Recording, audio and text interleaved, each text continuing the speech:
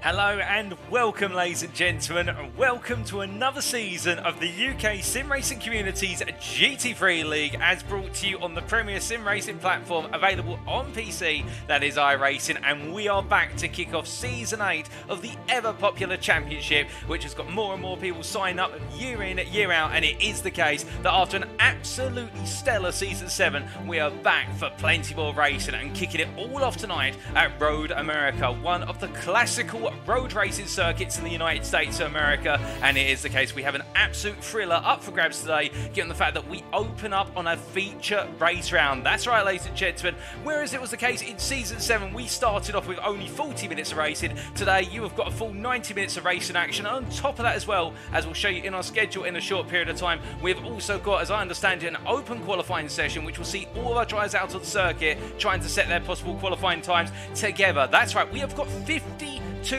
drivers here today, turning up out the 60 that have signed up, and it is the case that whilst we don't have the full complement, it is going to be crowded here at the American circuit and plenty to look forward to. Now, it is the case that this season is going to be brought to you on the official UK Sim Racing Twitch channel. If you go to twitch.tv/UK Sim Racing, you can tune in there, and it'll be brought to you by myself in the commentary booth. My name is Paul Walsh, also known as TX1 or Brit of the Spit, depending on media you follow me on, and it is the case that I'll be bringing all your coverage after a brilliant Season 7. I'm back in the commentary booth and absolutely bursting at the seams, seeing what racing takes place tonight and over the course of the season ahead. But as we say hello to you guys and girls that tune in right now, and I can see many of you already in the Twitch chat there, it is the case, let's come to our season ahead in particular, because my goodness, we have got a packed one.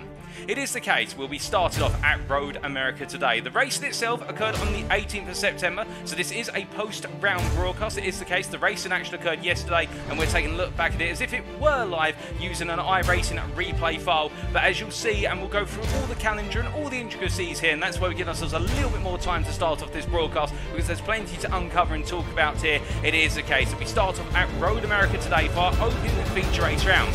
Now, the difference between this calendar and Season 7's calendar, bar the circuits, is the fact that we have 4 feature race rounds instead of 3. So it is the case we have what is effectively a 66-33 split, whereby we have 8 sprint race rounds and we have 4 feature race rounds based on the VRS schedule calendar. We can see there Road America is our first feature race round, and then we'll have our second one in round number 6 at Barcelona. We'll have our third one at Ritskogen in round number 10, the Norwegian circuit, and then we'll be wrapping up on a feature race round at the Red Bull Ring all the way at the end in round number 12. In between, we've got sprint race rounds, and let's take you through that full calendar. We start off in the United States of America at Road America today, and in a week's time, on the 25th of September, our drivers will be taking their way onto the Japanese circuit of Twin Ring Motegi, a circuit that's not only talked about in global theatres, but it is the case the official Honda test circuits, and indeed the place where the official Honda Museum resides in Japan. The Japanese circuit is much loved for its ability to create fantastic racing action, albeit it's a bit of a rarity on the global calendar, but our drivers will be bringing it to life on the 25th of September for the first sprint race round. After that, they'll be making their way back across the Pacific Ocean once again, back to Road Atlanta for the roller coaster ride location, where we wrapped up Season 7 on a feature race, but it is the case that round number 3 will be a sprint race at Road Atlanta this season. Then we'll be continuing the theme of staying within the United States, making our way over to Monterey County in California for the Laguna Seca Raceway, or the WeatherTech Raceway as it's properly known nowadays, on the 9th of October, and then we'll be making our way across the Atlantic to Britain for the Snetterton circuit, particularly the 300 layout on what is round number 5 on the 16th of October. After that, we'll have round number 6 to wrap up the first half of the season, our second feature race round, which will be at Catalunya, or known in full as Circuit de Barcelona in Spain, and that'll be on the 23rd of October there. 90 minutes of racing action, and whilst the circuit is typically associated as being a circuit there's not plenty of overtaking, I can assure you that our drivers will be definitely trying to subvert that expectation and deliver the overtaking there and then. In round number 7, it will be the case to kick off our second half of the season. There'll be no mid-season break whatsoever. We go week in, week out. The 30th of October, we'll be making our way into the second half of the season with the recently released circuit, the Porsche Test Circuit, which is Oschersleben, and it will be the case there. That will be a sprint race round and a circuit which is a very tricky one, and particularly its opening couple of corners can be very prone to instance. We'll have to wait and see what happens there. Round number 8 will see us go back to the United States and the European continent for the Circuit of the Americas, located in Texas, of course, and that'll be on the 6th of November before we head back across the Pacific. My goodness, we are travelling the world, and definitely all of our teams will be racking up a lot of air miles for the Suzuka Circuit on the 13th of November, heading for our third feature race round at the Norwegian Circuit of Ritskogen on round number 10 on the 20th of November, and then back across the Pacific once more to Indianapolis. Well, in fact, not back across the Pacific, I should say back across the Atlantic to Indianapolis Raceway for round number 11, the penultimate round on the 27th of November, and then we bring it all to a close in Europe at the Red Bull Ring on the 4th of December, just in time for Christmas, and exactly what everybody's ordered. But there's also some other things to note here. You'll see that it is the case that certain rounds will have a little asterisk next to them, and in particular that is rounds 7, 9, and also their number 10, and those rounds will be brought to you live. It is the case that we will be broadcasting them on live, so as the racing action occurs, which means around 7, 9, and 10 as a minimum,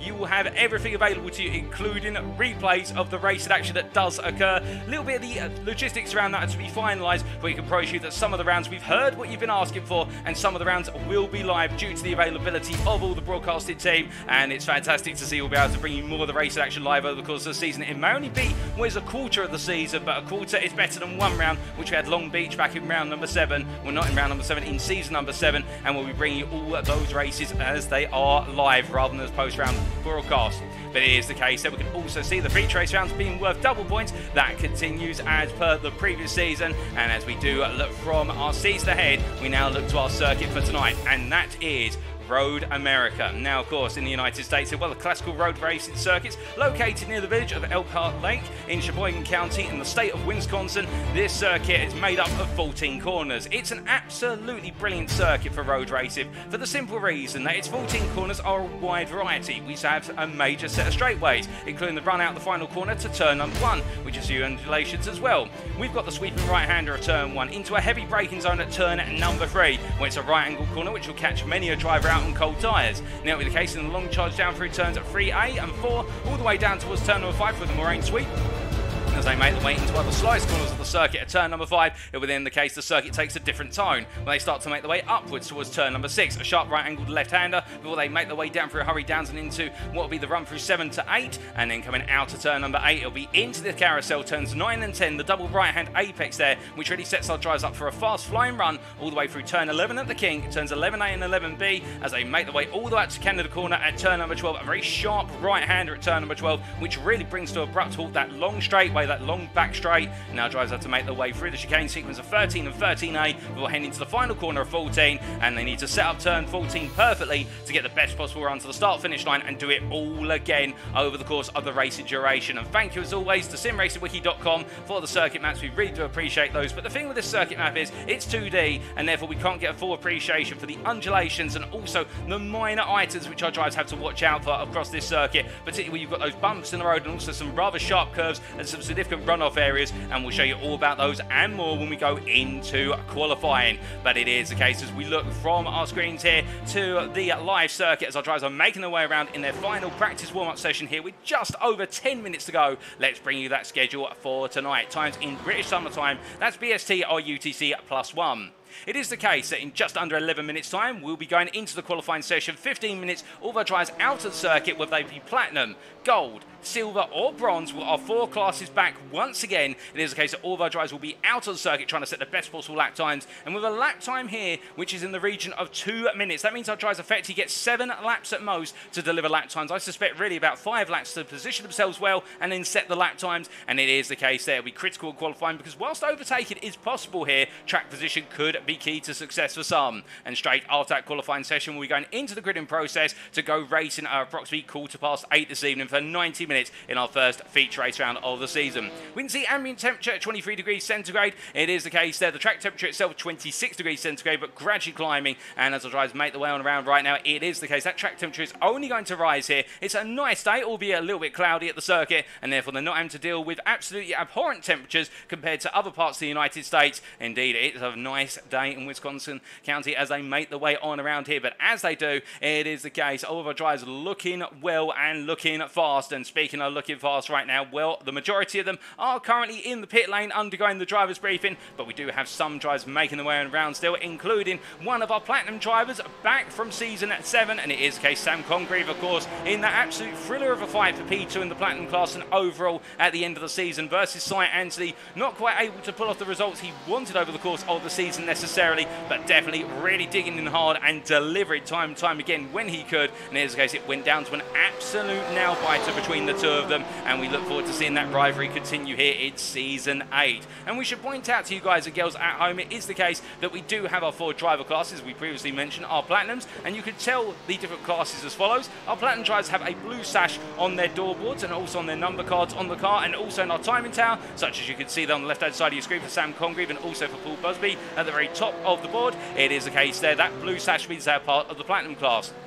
We also have the return of the Gold class, of course, including Sam Sherwood, who was a late debutant in Season 7, only arriving for the last few rounds, but it is the case he made himself known, starting off in what was, if I remember correctly, the Bronze class, and very quickly getting himself promoted to the Gold class. And as the number 61 driver makes his way on around towards the end of this current lap, it is the case there you can see that gold-yellow sash on the car and also on the timing tower, and that indicates, of course, he is part of the Gold class, and we look forward to seeing plenty from him as Steve Cox gets it a little bit wrong there in the rear of the picture. But if you're looking for your Silver class drivers, well, we have the likes of Murray Luca here, and it is the case. We can see the Symphony Esports black driver making his way on through down the back straight, and it is the case there. They are denoted by the silver glaze stripe on the cars, and also with regards to in the timings out, and those are your silver class drivers. And if you're looking for our bronze drivers, who are technically our lowest class in terms of expected pace, so if you went on a relative scale, our platinum drivers would be the ultimate pros, whereas our bronze drivers would arguably perhaps be the AMs by comparison, and then our silver and gold in between are essentially prime drivers of improving skill and whatnot, and increasing skill. It is the case. Well, most of our bronze drivers right now are in the pit lane. We do try and grab one of them for you, and we can see Darren Sharples briefly there. We can't quite see Darren Sharples too well there, the Mercedes driver, but he's in amongst that bunch. He's right in the centre of the camera line there, but it is the case. He has the brown bronze sash on the car and also on the timing tower, and that indicates he's part of the bronze class. Now, there's something else that needs to be considered here. You have already heard us mention the fact that Sava drivers are racing as part of teams, although it's the case here. Matthew Morris is represented as a privateer in the number 3 Ferrari. It is the case we have the introduction of the Teams Championship as of this season. It is here, and it is the case we can have teams of up to 3 drivers across classes, and our drivers will be competing not only for their respective drivers' championships, but also to be the best team out on circuit. And I can tell you, so far we have approximately 10 teams entered, so at least 30 drivers competing within that Teams Championship. We may see some more registered later on in the season, but it means there's ever more to play for here in the season open, indeed, over the course of the 12 rounds. And in terms of other rule changes or any other major items, with regards to changes to the rule set, we should say, as Matthew Morris there gets it horrendously wrong coming out of the kink at 11. Well, it is the case we have not got too many other rule changes at this point. It's more the case we do have that introduction of the Teams Championship. The fact we've got 4 feature race rounds instead of 3, so that means we subtracted away one of the sprint rounds. And also on top of that, it is the case that we will be seeing some more drivers coming in later on in the season with an expanded field of 60 drivers in total, 52 in attendance here today. And well, it's absolutely brilliant to see as we see Christian Cesaruta making his way on around down through the carousel here through turns 9 and 10, and as he makes his way on around, it is the case the platinum driver here, a newcomer to the series as I'm to understand it, in the Porsche 911. And one other thing actually, now that it does hit me on the mind, it is the case we've had a recent balance of performance adjustment in the GT3 class, and it has occurred between the end of Season 7 and the start of Season 8, and we really did see towards the end of Season 7 the rising dominance of the Mercedes AMG 2020 Evo machine. Well, it is the case we've got a lot of Porsche drivers in attendance here today at Road America, and a lot of Porsche drivers in this series as a whole. And what you can see there, the Porsche is looking much stronger compared to how it was come the end of Season 7, where it was quite the mammoth to drive in terms of the fact. And if you weren't able to keep that rear end stable, the car was likely to bite you in the hand. But in return, it is the case here. Cesaruta making his way all the way across that timeline right now, looking very hooked up. This is, of course, an open setup series. Our drivers come to each round with their car set up, defined by themselves. There's no fixed setups in play here. It is the case they choose how to set up the car to their liking. And this circuit, Road America, as we'll see in qualifying, is a circuit which doesn't really pander to a particular type of car. It is more about the comfort. We do have some significant straights here, so a bit of straight line speed would not go amiss, but if you don't have the straight line speed in the opening half of the lap, you do have a lot of technical portions of the lap, particularly the run through turns 5 through to 10, where it's the case you can make up significant time by having the better handling car compared to your peers. But as we are patiently waiting right now, it is the case we can see many of you patiently waiting in the Twitch chat to go racing, and we do say hello to a number of you there. Goodness me, so many of you indeed. We say hello to Buzz Races there, who's absolutely excited, I can see. Also to Fizzle 115 saying Jack Taylor is my hero. Also saying hello to Chris Edisford there from UK Sim Racing, and one of the masterminds behind this series, of course, Chris Edisford, if not the wider UK Sim Racing community. We also say hello there to Solost 1450. We've also got, I do believe, Losso Met saying this intro is amazing. We're absolutely enjoying that intro, and we've also got Jawinks there, and it is the case that introductory video was produced by Cy Ansley, a brilliant chap, and also racing in this series, and he's currently in the pit lane there, although you can't probably quite make him out. We look to the blimp camera, and there he is parked up in the Symphony Esports black machine, and I can assure you he is a little bit larger than that in terms of the car and whatnot. We're just a long way away. The blimp camera here, the Michelin blimp, deciding to take its distance right now, and I think it is the case they're just gradually making its way towards the rear end of the circuit. But as they make the way on through, it is the case that we do see there. Also 306 Rally there. We also say hello to Chris Hitchin, and if I missed anyone here, by the way, I do apologise. There's so many of you, great to see, and we do see Jacko Taylor making his way on around right now for Tiki Sim Sport. We also say hello to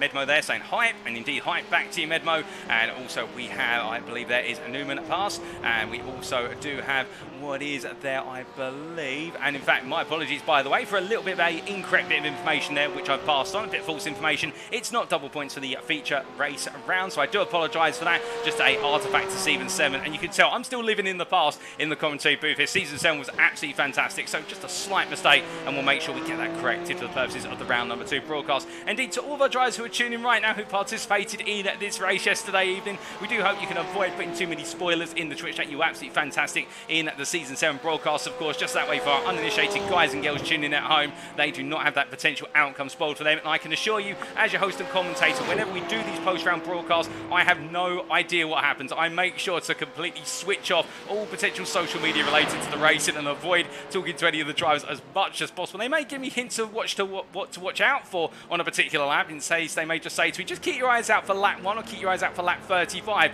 But it's the case I don't actually know what's going to happen, and that's why we give you that absolutely raw live experience as much as possible. But as we say hello there to R Moles as well, first time chat from R Moles as well, and I hope you're doing well, Moles, and I hope you're having a good start to your week. We can also see there, it is the case we do have Jacko Racing tuning in, and we've also got, I think that's the one, in fact, Sam Congreve as well tuning in. Goodness me, there's so many of you here, as we do see Dominic Roberts from Effect Esports making his way on down, and I believe making his way in towards turn number 5 as he comes through the left hand in, nice and smooth. There's Dominic Roberts, and you can see the runoff area there he can exploit, and we can also say hello to, I think there's a couple more of you in there, and I think we've also got El Neil there saying GT3 is back. You betcha, El Neil. GT3 is back roaring away, and indeed with all these machines having over 500 horsepower. If we give you an average of 500 horsepower per car, it is the case with 50 cars, with 50 plus cars taken to the circuit. That is going to be, if my mental maths is correct, and don't take this for granted here, but it's at least 25,000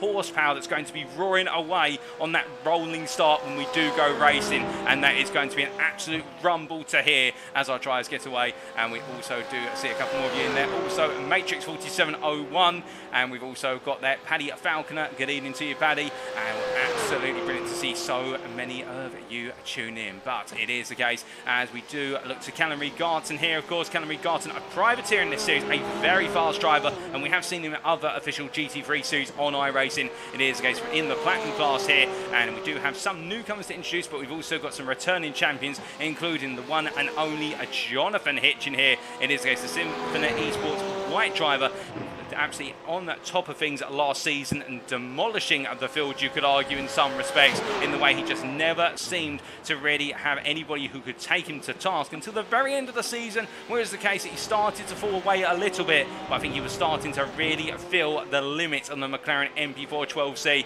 But he was in a class of his own in the overall championship, taking the win in the end by over 80 points unless I'm very much mistaken, and also in the Platinum Championship. Can you imagine? He is the man who is setting the bar to beat here. As the practice session comes to an end, he makes his way into the pits, and now we are ready to go qualifying. And well, it is the case that Paul Busby taking that pole position in this final practice session was a 201.426. But remember, free practice is just one element of the story, and it's not a true indicator of how things could necessarily play on out as we get our first open qualifying session underway of this season. And as all of our drivers absolutely charge out the pit lane here, it's going to be 50 cars on circuit at once, at least 50 cars if not more, well. And as they make their way up through here, they've all got to get around as quickly as possible, find themselves the space and input in those laps. And as they roll their way on down and around here, it is the case we can see Alex Hill. Well, he's going to try and give himself some early space on the rest of the field behind, but as they make their way on through, it is the case we've got a newcomer here of Brandon Hay as well, I believe,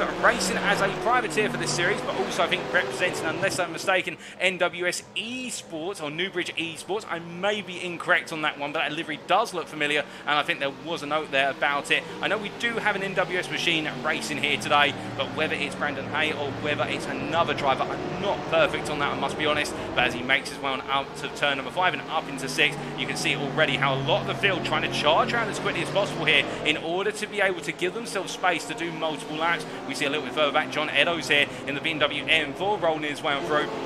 And for those wondering, in terms of our composition of field, we do have about 40 to 45% of the field as Porsche 911 GT3s, and then we do have a very limited number of Ferraris. We have one Audi in attendance today, we have a couple of Mercedes as well, but it is the case we have a lot of BMW M4s, we have a couple of Ferraris, but the field definitely has lent very heavily towards the Porsche 911, given its recent balance of performance adjustments, and we'll have to wait and see how that all plays out. As they make the way on around here, it is the case we do look towards the front of the field, as we are just trying to see who's right up at the front, and we see Joe Newman here. Well, he's in amongst the group as he rolls his way around, but we do have one of our platinum drivers leading the field on around, and very shortly going on to a flying lap, and I believe it is Dominic Roberts here who makes his way on around, and as he does, he'll be the first driver to kick off our first qualifying lap of this championship, and as he makes his way to the final corner, we're going to ride on board with him as he takes us around for a flying lap. So making his way through the final corner, then completely flat out on corner exit here, and now accelerating up towards turn number 1. It's a long run up the hill, and he finally reaches the timeline to go onto that qualifying lap in 3, 2, 1 and go. And as he makes his way across the line here, heading towards turn number 1, heading up towards top gear, and the highest speeds he's going to reach over the course of the lap at this point, and breaking into the corner at what is the free marker cone there, effectively 100 metres, rolling through the right-hander, and as he exits on out through the kink of 2, downhill he charges here into the long braking zone for turn number 3, a deceptive long braking zone coming down from 5th gear to 3rd gear, balancing the throttle to keep the car settled on the rear, and as he exits his way on out, it will now be going all the way down towards turn number 5. Charges his way on down the hill at this point, of course, through the kink of 4. It's an unofficial corner, turn number 4, but it's on our corner map. It is heading in towards this turn number 5 corner. You can see not really sighted, and then suddenly turn number 5 appears out of nowhere. Brakes at the 2 board down the right hand side, 100 metres, and as he makes his way on through in 2nd gear, use the runoff area there, albeit it's not quite the same piece of tarmac, and therefore it can unsettle the car, braking uphill into turn number 6, and you can see the rear end there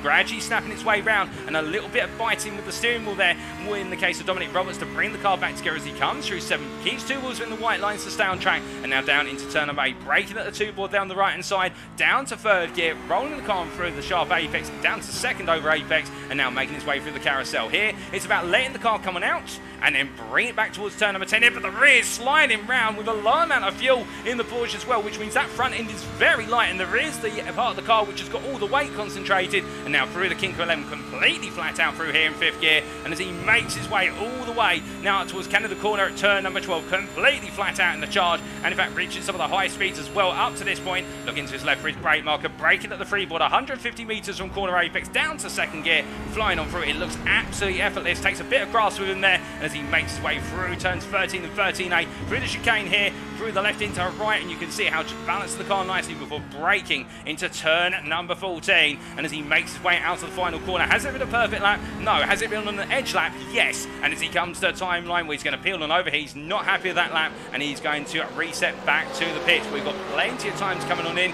and well, as they do coming in from our drivers behind, we'll start to get those updates on the time tab. You can already see how we've already exhausted 4.5 minutes in this qualifying session, and we're only starting to get our initial times on the board, and that's why qualifying is going to be very critical here, and we've been the first open qualifying session of the season. I would not be surprised if we see some of our favourites potentially being out-qualified by newcomers or unexpected drivers who get ahead of them, for the simple reason they may have all the pace behind the wheel, as we do see here Mark Johnson, one of our bronze drivers here. The interesting story about Mark Johnson we'll come back to very shortly, but you can imagine here, if a driver can't find the space they need to deliver that one lap, and they can't nail it on that one lap, they may just end up with a qualifying session which leaves them asking for more. But as Johnson comes across the line there to take P17 overall, but more importantly for him, provisional bronze pole, this is the driver who arguably was the driver who was on course to take the Bronze Championship, but was not able to make the season finale. And that's not to take away from our eventual championship winner of what was, if my memory serves me correctly, of Darren Sharples. It was the case putting in an absolutely stellar drive himself in the Ferrari 488 Evo. But Johnson talked about in the build-up to the final round how he wasn't able to make the season 7 finale and wanted to be there to take that championship win. He was in that close rivalry with Sharples, to be fair, and well, he is back here, and I think it is the case of now looking to take that bronze crown in season 8. But let's not forget about Darren Sharples, and here he is. He's exchanged what was the Ferrari last time out to the Mercedes AMG Evo here, and Darren Sharples himself, he was perhaps one of the most improved drivers in the field over the course of the season 7 season, and he was our deserved bronze champion. There's no doubt about that, in the fact that whilst his opening 5 rounds out of 12 were not the best, as soon as he hit round 6 onwards, he really stepped it up a gear, and as he makes his way across that timeline, it is the case that for Sharples, well, that lap is only a 2:32, but I think he's trying to give himself some space on that lap, and he's going to go again as he rolls his way around. But meanwhile, we look to all the laps that are coming so far, and my goodness, it is the case as we see Sean Cranley-Swash rolling his way on through. Well, that lap there, that's been a cut lap because that is a bit too fast, and that's one of the limitations we do have with a replay file, is we can't quite see who's cut the circuit on their qualifying lap, and therefore we do get some errant times. But it does look as though right now Joe Zarco's currently provisional pole there on what is a 2:01.7, but still we will work through those times for you. But I can definitely confirm that Sean Cranley-Swash's time is not going to stick, because there's no way a GT3 is getting around this circuit in 44 seconds. But to be fair, there are some off-roads, there are some cutback roads as well, which enable you to return to the start of the lap. And as they roll the way through, we say hello to Joe Zarcos RSR there in what is the Twitch chat. We also say hello to Divide Rule, who I believe there is Sean Cranley-Swash as well. Great to see so many of you enjoying the little hiccup on the timing tower there. And well, it is the case we will work around as best as we can, as we do see Daniel Thomas coming to an end of his lap there. And in this case, that last lap from him was a 2:01.75, and that's put him up to a P2 overall, I should say, and that is P2 in the Platinum class as well. And we are definitely seeing the majority of our Platinum drivers out qualifying the rest of their class peers in terms of the gold, silver and bronze drivers, as we would typically expect. But one of the big surprises right now, it has to be said, is that Alex Hill, in a little bit of a world of his own in this qualifying session in the gold class here, as he makes his way around. Now remember, he was in the Platinum class in season 7, wasn't quite able to sustain the pace of the leaders over the course of the season, although some brilliant rounds early on in the season 7 championship. But it is the case in the gold class this time around,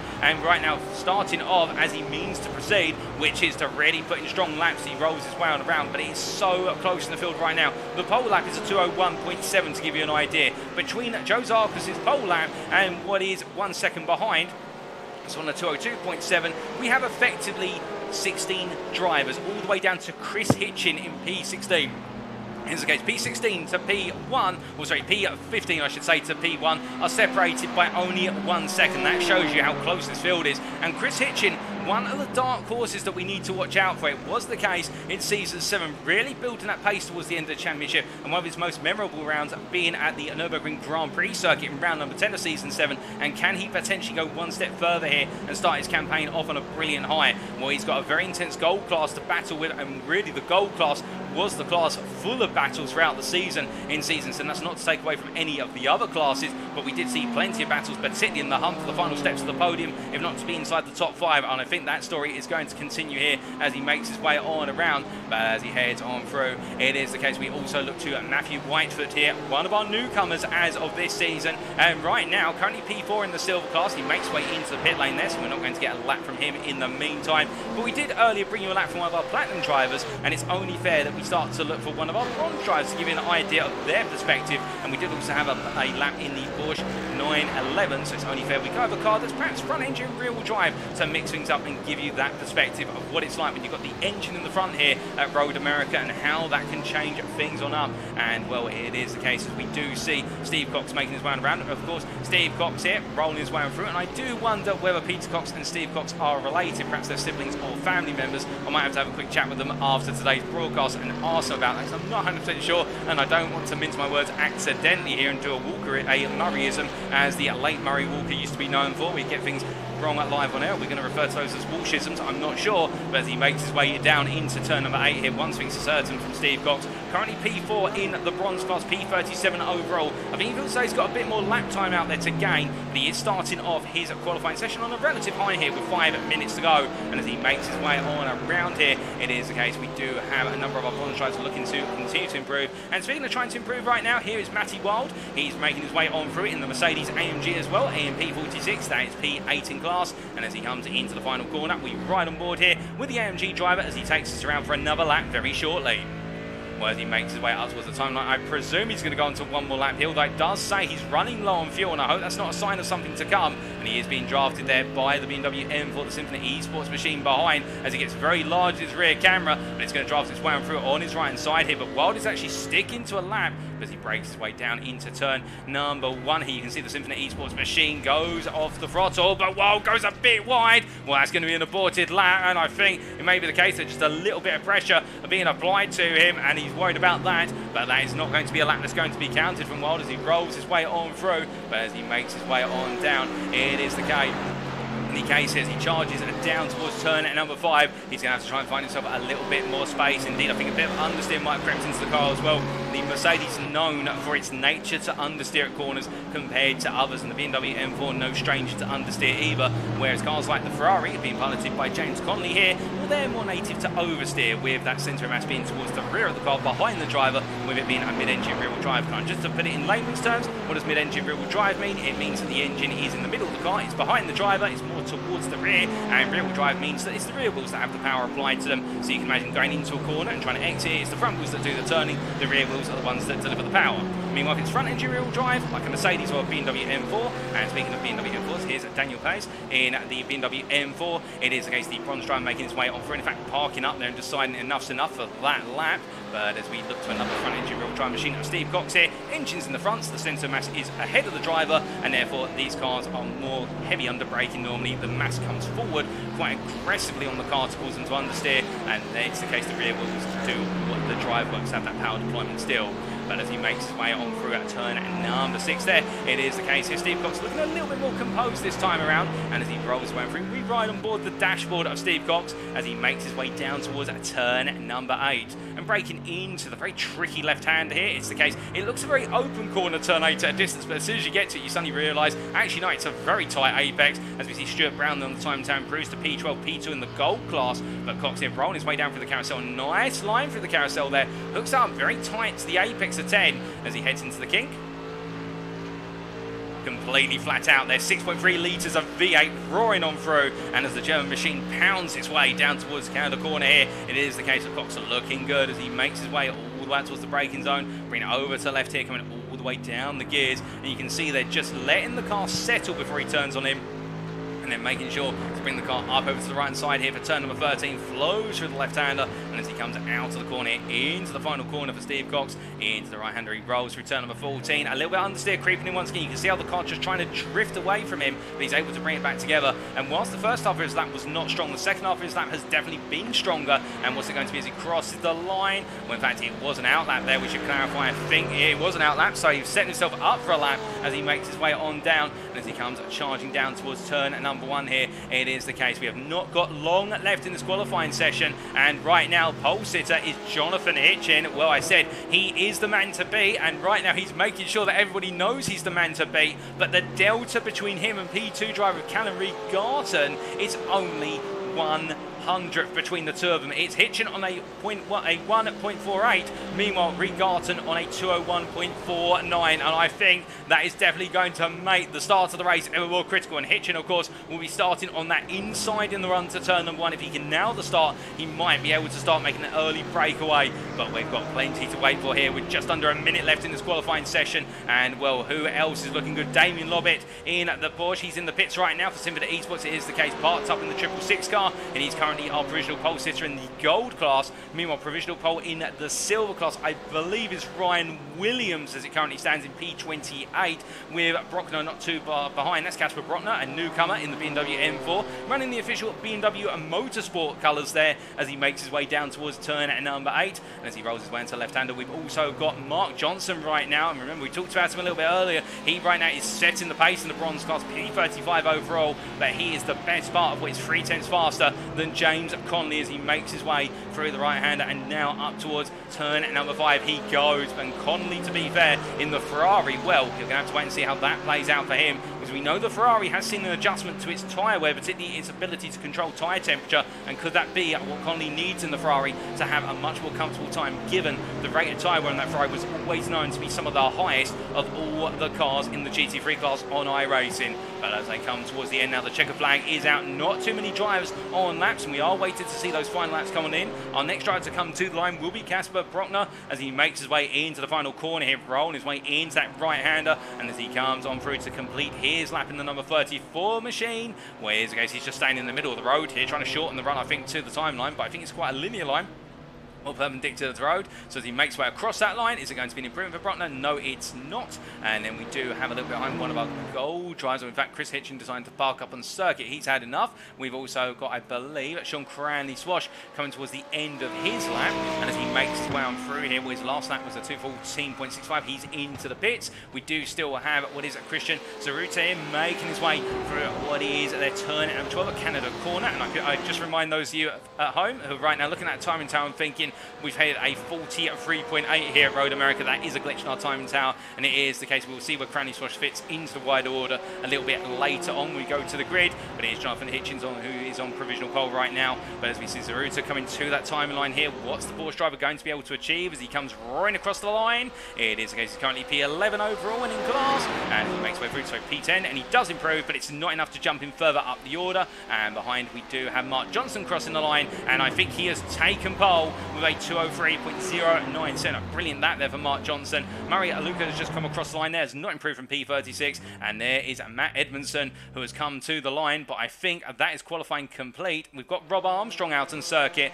and reigning champion in the silver class, Rob Armstrong, and right now P51. It is not looking good for Armstrong as he makes his way out the final corner, and this lap has not been a significant improvement, and in fact he comes to the timeline here, making his way on across. What's it going to be this time around? Hopefully it is some degree of improvement for him, because this is a difficult start to the day. We does improve, but only to a 207.243, and well, Dominic Roberts will be the last driver in the field, a platinum driver at the back of the pack, but Rob Armstrong has not had the qualifying session he wanted. But there it is then, ladies and gentlemen. Qualifying is complete, our first open qualifying session, and it is Jonathan Hitchin who has taken overall pole and also in the platinum class in the Symphony Esports white Porsche 911. Gold pole has gone to Damien Lobbett, and we have silver pole going to Ryan Williams, and bronze pole has gone to Mark Johnson. And that is the story of qualifying. We now wait for the transition over to the race.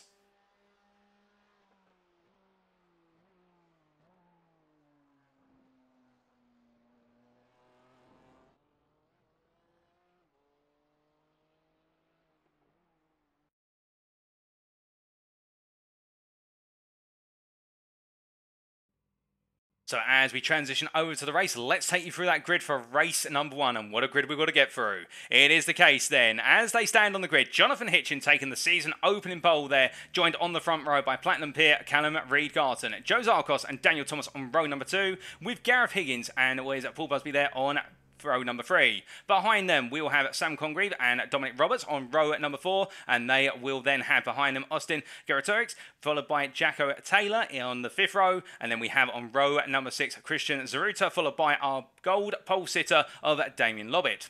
Then on row number 7, we have Stuart Brown and Peter Cox, the 2 gold drivers. They will be followed up by row number 8, Cy Anthony and Alex Hill. Cy Anthony having a difficult qualifying session, but it is the case behind them on row number 9. We have Darren Norquette and Sam Sherwood. Carl McGirt and Joe Newman complete the top 20 there on row number 10, with Martin Tillin and with Stephen Masters making up row number 11. Ollie Pimley and Chris Hitchin are on row number 12. Behind them on row number 13, we have Ryan Moles and Joshua Pratt, followed by Nathan Foster and Patrick Falconer on row number 14.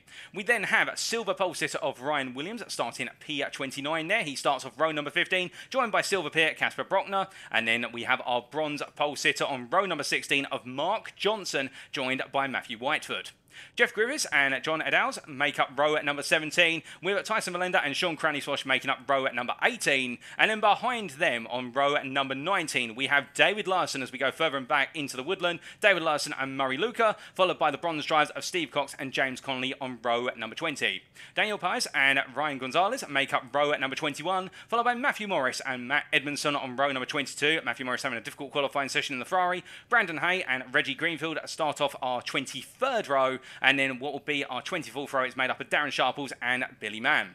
Further behind them is the case we've got 2 more rows to go. We've got Jeremy Grand and Matty Wild make up row number 25, and row 26 made up of Richard Baxter and Rob Armstrong. But without further ado, ladies and gentlemen, the gridding process is complete, and as our drivers peel away behind the safety car, it is of course a short formation lap, and now Jonathan Hitchin will take us around through the final corner to the green to get Season 8 underway.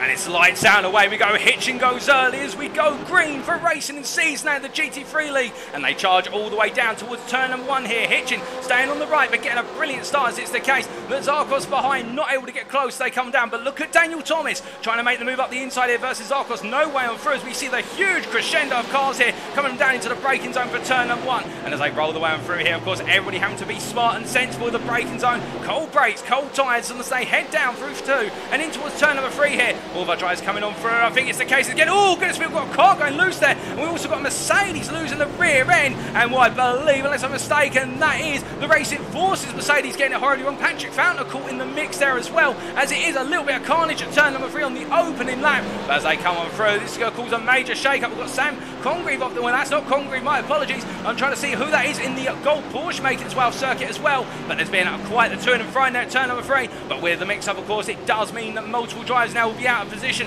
and looking to try and find their way on back of the field. But meanwhile, towards the front of the field, you can see here that Dominic Roberts, well, he's trying to gain ground. He's gained 4 places since the start. Meanwhile, Sam Congreve out of position there. He's in P7 still, but it is going to be muscled a little bit wide through turn number 7 as they come down to the braking zone for turn number 8 for the first time. And then remember, this is a 90-minute race here, but everyone going each into race as they roll the way up towards turn number 9. And as they come through the carousel here, it's the case the field is starting to break open a little bit, with Chris Hitchin in P17 really being the second field right now, albeit on his lonesome as he rolls his way down through the carousel. But as they roll the way on down and around here, we look a little bit further ahead of him, and Stuart Brown, well, it is the case that Brown is the Symphony Esports gold driver on the offensive as they roll the way through. We're hearing that Zarkos having a little bit of connectivity issues in P2. That's why he's jumping up and down our timing tower. But as they make the way up towards turn number 12 here, it is the case that everyone's starting to calm down a little bit in the top group. Meanwhile, Patrick Falconer here side by side with always Ollie Pimley in the run to Canada corner, but he gets ahead. And it's the case that Patrick Falconer gains a place, and he's gained 10 places since the start as the DCW racing driver here. He's one of our biggest gainers on this opening lap so far. In fact, he's the biggest gainer by 1 place over what is our 9th place gainer of John Edals as he makes his way into turn number 14. But there's damage on the front of that DCW racing machine, and that may be costing him some time. So after 1 lap, it's Jonathan Hitchin who leads, followed by Joe Zarkos in P2, Paul Busby in P3, followed by Dominic Roberts P4, Gareth Higgins in P5, followed by Daniel Thomas P6, Sam Congreve P7, Austin Geratorix in P8, followed by Christian Zaruta in P9, Jacko Taylor P10. They're all your platinum drivers, followed by Best of Rest Gold leader Damien Love at P11. Then we have Peter Cox P12, Alex Hill P13, followed by Stuart Brown P14, and Cy Anthony completes your top 15. Meanwhile, further back, it's the case that Ryan Williams is your silver leader, but he's under pressure right now from Joshua Brown, who looks up the inside into turn number 3, and Williams just gives him the space there. I think recognise he's not battling with the gold driver. But as they make the way out of the corner, it's now the run down towards turn number 5, and as they do, you can see here Nathan Foster, the platinum driver, trying to come on through. The pair of them here as they head down towards it, but there's not enough space for 3. There's only room for 2 at the table, and as they make the way on down here, can Nathan Foster gate crash it on the inside? He's looking, he's going to go all in on the brakes here. It's not enough to get the move on Williams, but it's enough to go up the inside there at Tilling, and Tilling still on his outside as they make the way up the hill underneath the Corvette billboard. And as they head into the left-hander here, Foster continues the move. Tilling's not backing out, however, and to be fair to Martin Tilling, he wants this place just as much as everybody else. As they roll the way through the right-hander, we're hearing that Matt Edmondson's had a bit of an incident somewhere on circuit, but we're hearing that in our ear. But meanwhile, Foster still on the inside here, and he finally backs out to turn number 8 there. Tilling digging in and saying, no, I'm not just going to let this one go. Meanwhile, further back, Murray Luca has lost the place there to Sean Cranley Swash, as both drivers have gained multiple places at the start of this race. Sean Cranley Swash has gained 7, Luca has gained 8. The two silver drivers here definitely trying to charge their way up the field with everything that's happened on the opening couple of laps. But as they make the way around right now, we bring up the battle box in the bottom right corner of your screen so you can see who's on screen and also the relative to the drivers around us. Meanwhile, in the rear of the picture, we've got a bit, that is an Audi off circuit, that is Ryan Moles, who's having a major moment coming out of the carousel. Now, whether there was contact or not for the BWT Motorsport driver, we're not quite sure, but we also do know that Audi can be a handle. Damien Lobbit really showed how much of a handle that Audi could be in Season 7, but Ryan Moles has been caught out there, but we're not sure there was contact or not. But point being, now brings himself back up to speed, as meanwhile, just in front of our camera there, we've got a lot of smoke, and that is Billy Mann, who had just cut across the circuit there, parked up. But as they make the way through here, Matt Edmondson right now, the bronze driver, well, he's had a difficult start to this race, and he's battling with the gold driver of Ollie Pimley, and some drivers have really lost out here as they make the way into Canada corner. But Edmondson there being caught on the inside by Pimley, and Pimley gains the place. I think Edmondson at this point will just want himself get himself back down to the basics and get that rhythm flying.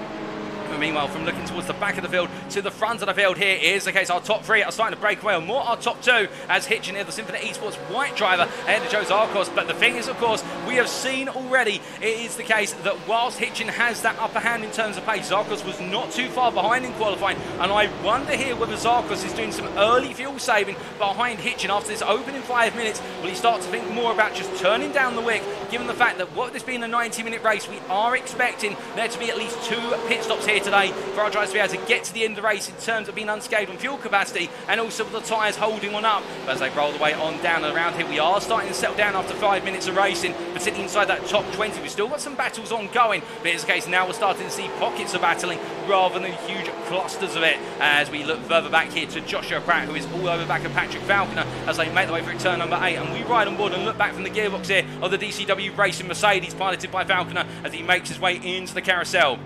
Now rolling his way on through here, of course, the thing for Falconer is he does have the power compared to that Porsche in the run out to turn number 10 and all the way up towards Canada corner here. And you can see already how he's gradually dropping Pratt as they make their way into the kink. Now, Pratt will gain a little bit in the toe here, but this will be a demonstrator of who's running greater air on the car in terms of rear wing. And in fact, I think it is the case. They make their way towards Canada corner. Oh, look at Pratt. He's trying to come on through. And as they make their way into the braking zone here, surely he's not going to try and hang around the outside. He's going to go for it. Can he make it count? Well, Falconer gives him the space, but as they make their way side by side up towards 13 here, it's the case that Falconer just inches back ahead, and you can see Pratt was thinking about committing to the apex, but not quite working out. In turn, by backing out, he's opened the door, and behind, that's a Porsche going wayward, and that is Nathan Foster, who's turned around at turn number 14. They're just one wheel onto the grass, and it sent the car around, and that's very unfortunate for him as he was trying to mimic the guys in front, opening the corner up, but he went a little bit too far. And meanwhile, further up the order, we can see it's the case here. We've got Dominic Roberts battling for what is P4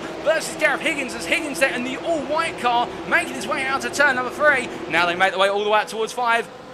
And as they head underneath the real cheese board here, it is the case. You can see Roberts defending that position, but look at Daniel Thomas also following on through here. The BWT Motorsport driver from Wales is looking to try and follow through, but now it's a battle on the brakes, and as Thomas got the confidence to come on through, he has. It is the case that Higgins doesn't battle this one too hard, and Sam Congreve is in the mix now as they make the way under the billboard. But as they roll the way into left-hander here of turn number 6, it is the case that there's a lot of smarts going on here with regards to, do you go for those early moves? Do you wait for those pit stops to materialise? And I think for Sam Congreve right now, he's just trying to fit himself into this rhythm, into the perspective, and decide what he wants to do, given the fact we have seen that Congreve can be both a strategic master and also at the same time be the driver to go all out on pace. And we saw that in terms of going all out on pace at Road Atlanta at the end of last season. But I think here he's taking a bit more of a subtle approach, and also given this is the season opener, some drivers who may not have raced one of it before might be doing little mini assessments versus their peers right now and thinking, okay, this guy seems fast over a couple of laps, but how's he going to hold up over the next 10 to 15 laps? All those questions and more our drivers will start to answer as they race their way on around. But we look from the battle for what is P4 at the front of the field towards what is the battle for P14, P13 here, and Sam Sherwood, well, he's on a charge. He's going to try and go round the outside here. Stuart Brown, the Symphony Esports machine, but in return he actually goes to the cutback as Brown goes a little bit deep. Now can Sherwood get the run up the hill here towards 13? Meanwhile at the inside there comes Cy Anthony, but Cy Anthony has to back out there. It's a very tapered apex, and he can't just force the car on the inside. Behind he's got Platinum rival Zaruta behind him, and as they roll their way out to the final corner here, well, you can see how it's the case that Zaruta is not starting to back off at all. If anything, he's going all in here. He wants to gain those places after a difficult start well, he's lost 5 places in the field as they head across the timeline once again. But as they come on through here, down towards turn number 1, you can see Science just breaking away a little bit there in the top, because he's got the double draft of the BMWs in front, but I think he's running a little bit less rear wing compared to Zaruta, and that may just be helping him on the straights. Well, that won't help him, going a little bit wide there at turn number 1 and picking up some of the dust. If anything, that's only going to hurt those left-hand side tyres as he comes through turn number 3, and now the run down towards 5. But as they roll the way on through, we look from them to Sean Cranley Swash here, and it is the case the privateer. Oh, goodness me, we have to cut for him briefly. Oh, my good lord! And coming out of the corner, there's carnage coming into turn number 2. Multiple cars calling the impact. Murray Luca to start it off, and then also on the BMW M4s then James Conley in a Ferrari that almost made it out alive, but was wounded in the end. And it's the case that 3 drivers have fallen victim to the run through 2 into 3, and well, James Conley, who was running strong to be fair, has had it all creep away for him. Meanwhile, coming back to Sean Cranley Swash here, he's got Mark Johnson trying to make the move on him. It's the case the silver driver's got the bronze leader, who's literally going all in on this, and we love to see this on Johnson as he rolls his way on through, but making their way up towards turn number 7 right now. I think Johnson's going to back it off a little bit after that major incident. To be fair, many of our drivers will be aware what's happening further down the circuit, and they'll know that an incident can happen at any moment. But meanwhile, coming from Johnson to what is Darren Sharples here. Sharples, of course, our bronze championship defender. Well, he's trying to make his way up past Matty Wild here, but given everything that's happened on the opening laps, it is the case that Sharples right now caught behind Matty Wild, and Wild has gained 14 places since the start, starting towards the back of the field. But again, it just goes to show you may not have the overall pace, but you can keep it consistent and not put a toe off the circuit, and you can gain places naturally. As they roll the way on down, it is the case heading in towards turn number 10. We're looking a little bit further down, we can see Callum Regarton here losing out a little bit versus Ollie Pimley in front as they roll the way through. But to be fair, I think Callum Regarton has got quite a bit of damage on that car, having started a bit further up the field. We do see that it's the case that Zarkos they just listed us out, but that is connectivity issues. But meanwhile, we look back further up the field here to battles for P13, P14. It's Sam Sherwood on the inside here of Stuart Brown, and as they make the way into the braking zone to turn number 1, it is the case that the BWT Motorsport driver gaining another place. But now Cy Anthony's going to come on through here, and the Platinum driver does not want to be caught in this battle between the Gold drivers any longer, and he picks his way out the inside here. We can see Zaruta behind, just not able to get on through past the 2 BMWs here, and I think this could be the difference right now as they make their way down towards turn number 5. We ride on board the gearbox here at Cy Anthony, and you can see the BWT machine is getting closer and closer, but flashing the lights there to say to the Civic Esports driver, look, I'm not going to try and make this move. But behind there you can see there's a BMW that's coming in very hot, and that's Brown, who right now really trying to push on because Zaruta's putting that pressure on as they make the way through, driving up into 6th as they roll the way through the left-hander. It is the case making the way around and down. No change apart from Science getting ahead, but it's definitely the case that right now Brown doing a stellar job of keeping Zaruta behind as they make the way in towards turn number 8. You can see Zaruta taking another peek there in the distant camera, but not able to force the move, and this is costing time as they roll the way through. And the privateer right now will be absolutely chomping at the bit to be able to come on through as he tries to make that Porsche just go a little bit faster in the run through the kink and up towards Cattle Quarter. But to be fair, if you needed a run, this is it. And as we ride on board with Zaruta here, making his way through turn number 11, surely he's got enough now to look for the move. Whether it's outside or inside here, you can't wait much longer. Up into 6th gear, the Porsche screams, it makes its way in towards the braking zone, and up the inside he goes onto the brakes here as he hooks it up, as we see Parksy on Apex versus Brown, and he gets the move done up to P15. It's not a class position gain, but that's a critical one. He can go hunting after Science once again once he's kidded Sam Sherwood in front. But meanwhile, as we see here, it's the case the Civic Esports Army make their way through the final quarter with Chris Hitchin closing up to his teammate. Albeit, I think from the sister outfit, it is the case that Stuart Brown right now will probably be thinking, do I fight? What is my sister teammate, or do I let him go? Well, only he can decide. We must cut from them back up towards our leaders, as it is the case here. We see Jonathan Hitchin continues to lead in this trio of Hitchin, Zarkos and Busby, and as they make the way through turn number 3 and up towards 5 they go. These 3 in a little bit of a world of their own right now, lapping in the mid-202s. To be fair, Dominic Roberts, Thomas and Higgins behind in the battle for P4, lapping in the mid-202s as well, but they are on average falling back about a 10th a lap as they just make their way on through. But you can see this long trail in the battle for P4 here. It's almost as if they're forming a little bit of a queue and saying, no, after you, no, after you. I'm going to let you make the attack of the guy in front, and they'll try and capitalise. And I think this just goes to show you how there's a lot of strategy being played out here behind the cockpit, and indeed in the team garages right now in terms of 9. when's the right time to look for that move and when to go for the fuel saving here as they roll the way on down and around. But as they head through turn number 7 and into 8, it is the case we look from them to where things are really kicking off further back. And we see Jeff Griffiths here when it is the case being passed by David Lowson, and Lowson making his way on through, but I don't think Lowson's going to have it all said and done here as Griffiths tries to go back up the inside of the BMW driver, and in the battle for the silver P4 position will be P23. But as they make the way in towards turn number 8, it is the case here that Jeff Griffiths right now losing a bit of momentum, and Sean Cranny Swash there running the Verano Motorsport colours is the privateers. We've got a car parked up on circuit, and I believe that is a Murray Luke who's a lap down there respecting the blue flags, so deciding to get out of the way of just everybody in the run to turn number 8, which is very sensible from him and very kind of him to do. Great sportsmanship being shown there and obedience to the rules, of course, but it is the case that right now Sean Cranny Swash on the move versus what is in front of him, Jeff Griffiths, as they make the way through the kink. But you can see here that Lamborghini Huracan Evo, not quite the fastest car in the GT3 class. It's a bit of a midfield car, very comfortable car to drive, but at the same time it may be an all-rounder, but that means it's not a master of anything here, and Cranny Swash will have to do a little bit more with the car in order to be able to get past Griffiths. He's going to have to dig deep, but as he rolls down out to the corner here, it is the case we look a little bit further up the road, and in particular to what is the battle for P11 here, as we see Peter Cox in the UK Sim Racing pink car. And we should point out, by the way, that UK Sim Racing are running 2 teams, but that's beside the point right now. As up the inside goes there Hill, and that's Alex Hill up the inside. And to be fair, my goodness, what a move from Hill to come from that far back. Now, whether Peter Cox lifted off a little bit there in order to save some fuel and also respect the fact that we've now got an even longer straight in the run to turn number 5, we'll have to wait to see. But I don't think Cox has timed this right at all, and the fact he's not going to come back here, and that Porsche is flying, and it's coming from complete left field, and it completely cut into our point, which I was going to say. You'll see that there are two UK Sim Racing teams here. There is the UK Sim Racing team, and then there is UK SR Pink, and we've abbreviated the pink team that way just to give you a bit of a clearer difference between the two and avoid a confusion. As meanwhile Peter Cox here representing at UK SR Pink, making his way into that left-hander of turn number 6 right now, and I think he'll be scratching his head and wondering where on earth did Alex Hill come from? Well, he came from a very long way back. In fact, I think he came from the previous county as they make the way down towards turn number 8. But as they roll the way on through and down towards the left-hander of turn number 8, it is the case now heading into the carousel. We look a little bit further down the order, and we look to Jeff Griffiths in particular, looking to try and go for the move here versus what is Brotner in return, as we see here. And this is the battle for the silver lead, and we've got 5 silver drivers here nose to tail within 3 seconds. One of it's Matthew Whiteford who leads the group, but that snake there is Lowson, Brockner, Griffiths and Cranley Swash all together as they make the way on down and around. And right now you would imagine that Mark Johnson's looking at this and thinking, okay, he's going to be rubbing his hands together and asking how many of them can he overtake. And to be fair, if he continues to overtake this many drivers, Mark Johnson, the bronze class, I wouldn't be surprised if he gets asked, do you fancy moving up to silver at this rate,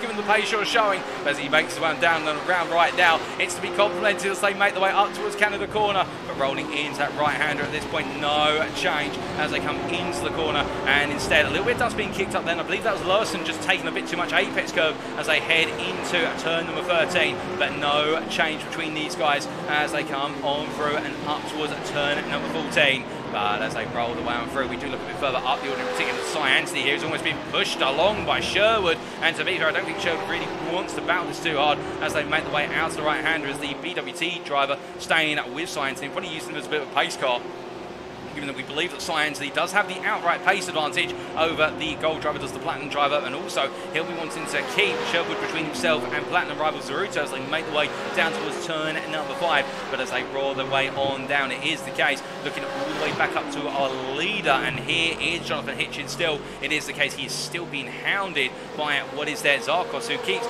materialising in and out of existence. A little bit of connectivity issues there, and I think you might have to take a look at those before round number 2. But as he rolls his way into turn number 8 right now, it is the case he's definitely keeping Jonathan Hitchin honest here as they make the way through. And of course the problem for Hitchin is when you're out front leading, if you want to try and save some fuel, which all drivers will want to do here to give themselves a more comfortable positioning going into the pits for their first pit stop, is the case you don't have the draft of the guy in front to save on, you only have what is the ability to fuel save by lift and coast and doing some short shifts and hoping the guy behind doesn't want to fight you, because if they do, then you have to make a very quick decision. Do you fight them or do you fall in behind and then try to fuel save off them and keep to their pace? Because of course you never know, Zarkos right now may have 3 or 4 attempts up his sleeve in terms of lap time, but he's not unleashed it. As we see there, that's Baxter getting it a bit wrong coming out of turn number, I believe that was turn at number 13, number 12 into 13, I should say, and the Ferrari driver having a bit of a nightmare moment as all our Platinum drivers make their way through. But meanwhile, up the inside there, Sam Sherwood is Zaruta, and he's up into P14. Here's the Platinum driver as he comes on through. His next target now will be rival Cy Anthony as they come on out.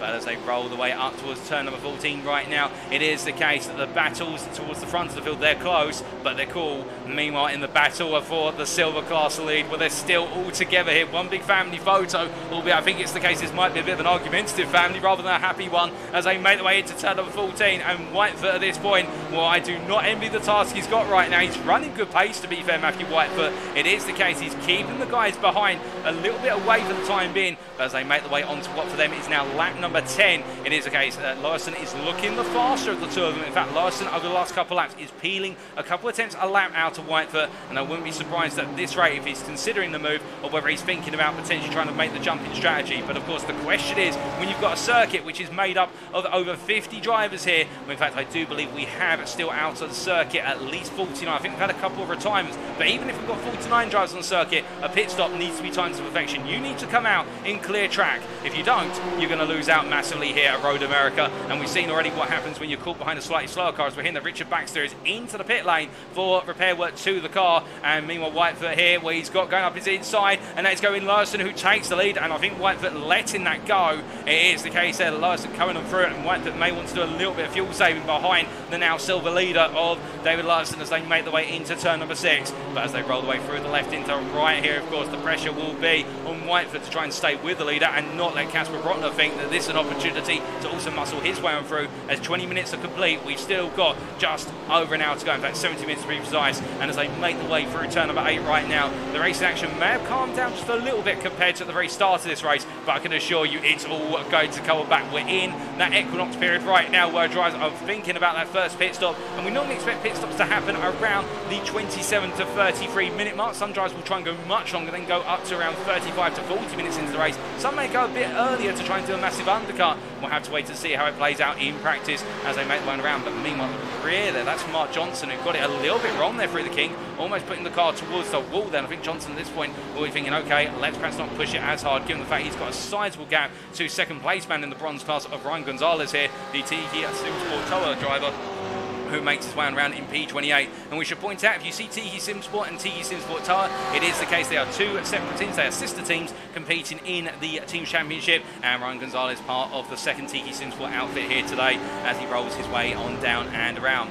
But as he heads up towards what is turn at number 14 here, behind him you can see Nathan Foster, and Nathan Foster of course was much earlier on for Simam Racing, battling to be well inside the top 15, made a mistake at this very corner which saw him drop all the way down the field, and right now he's got it all to do again in that Porsche, but he's looking electrifying right now, and you'd have to imagine here it's not over and he's not going to give in until the checkered flag. But as he heads across that timeline here, getting closer and closer to the back of Gonzalez at P28, no way through this time. Gonzalez actually does look quite fast in that Lamborghini on the straightaways here, and Foster in return just waiting, I think, trying to do a little bit of fuel saving here. Perhaps he's eyeing up a pit stop in short order. But as they roll their way on through, we look from them up to P18 driver here, or P7 Gold driver of what is John Eddowes, as he makes his way on through, the Tiki Simsport Toa driver in the number 70 BMW M4, and he has got Martin Tillin behind. And as we ride on board Martin Tillin here, making his way into turns at 7 and 8, it is the case the number 91 driver definitely trying to put the pressure on here, as we hear that Foster has passed Gonzalez for P28 off screen. But rolling his way down through the left-hander here, looking nice and compact right now. He hasn't really got any way he can go for the move. And of course, both of them being in the BMW M4, this does come down to how they set up the cars themselves and also driver ability here. As you can just see how Eddowes is gradually drifting away from the carousel apex there. Meanwhile, Tilling taking a much more gentle approach to the corners. We're hearing that Carl McGurk has had a nasty moment on circuit and has dropped a long way down the order as the Platinum driver. Of course, our Gold Championship winner in Season 7. But he's not having a happy day at the office, I can tell you that at the moment, as he makes his way on down on the round. But Tilling meanwhile trying to get closer here to Eddowes, but not able to. I think Eddowes just ran a little bit less downforce for the straights compared to Tilling. Tilling the much more compact on the corners, and that's where the difference in setup is really started to be noticed. But as they roll the way to the end of another lap, it is the case here that we can see Tilling just staying right behind his rival for now. as they roll the way on through. And around here, as we look from them to our race leaders here, and well, it's no change up front as they roll the way down towards turn number 5. But you can see, and one thing that is becoming a bit more noticeable is Dominic Roberts there in P4 is closing on this top 3. He's broken away a little bit from Daniel Thomas, and I do wonder now whether Roberts is trying to up the pace of the pack behind. Now, some of you may be thinking at this point, if you're fans of cycling events such as the Tour de France, it is the case we could use a bit of a cycling analogy here, which is the case that our top 3 right now are running to a pace which they're all matching one another on. They're all conserving what will be their fuel, their tyres as well. And Dominic Roberts, who was in that second pack, he's decided to go as he almost goes completely off there, losing the rear and then catching it at the last possible one. A nice catch there from the Effect Esports driver. But the point being, he's decided to break away from the likes of Thomas and Higgins now, and he's starting to bring himself up towards that top 3, albeit the gap still stands at a second, so he's going to have to inch a little bit closer to really feel the effects of the draft in front. But as he makes his way around, if he can, he may just be able to creep away from that battle for P5 and put himself in contention here for a podium finish. And as he rolls his way on through, there's no DRS to our drivers there, despite the DRS board being in place. That's one of the Formula Sport races earlier in the day. It is the case heading down towards that turn at number 12 here. And Roberts right now, the man to watch out for. He may just have a surprise in store for the top 3. You never know what could happen. But as they roll the way on through here, it is going to be look from him to Jeremy Garand, who's a bit further down the order. Silver driver here in P35 for BRM Racing, and he does have his BRM Racing teammate behind him there, or that was, I believe, unless I'm very much mistaken, or that man who's down in P48, and that is Billy Mann, who's not had the best of days here today so far. But Jeremy Garand right now chasing after Darren Sharples, the bronze class driver, as they make the way into turn number 7 and 8. But as they come on down here, I can tell you one thing, absolutely gleaming gold livery on the BRM Racing machines, and well, that's an eye catch of certain as he rolls his way through turn at number 8 and up into the carousel here. But it is in case his teammate behind. I think Billy Mann will just be playing the patience game here as Grant tries to catch up to Sharples, but doesn't seem to have enough momentum to be able to do so versus the gold driver at this point in time.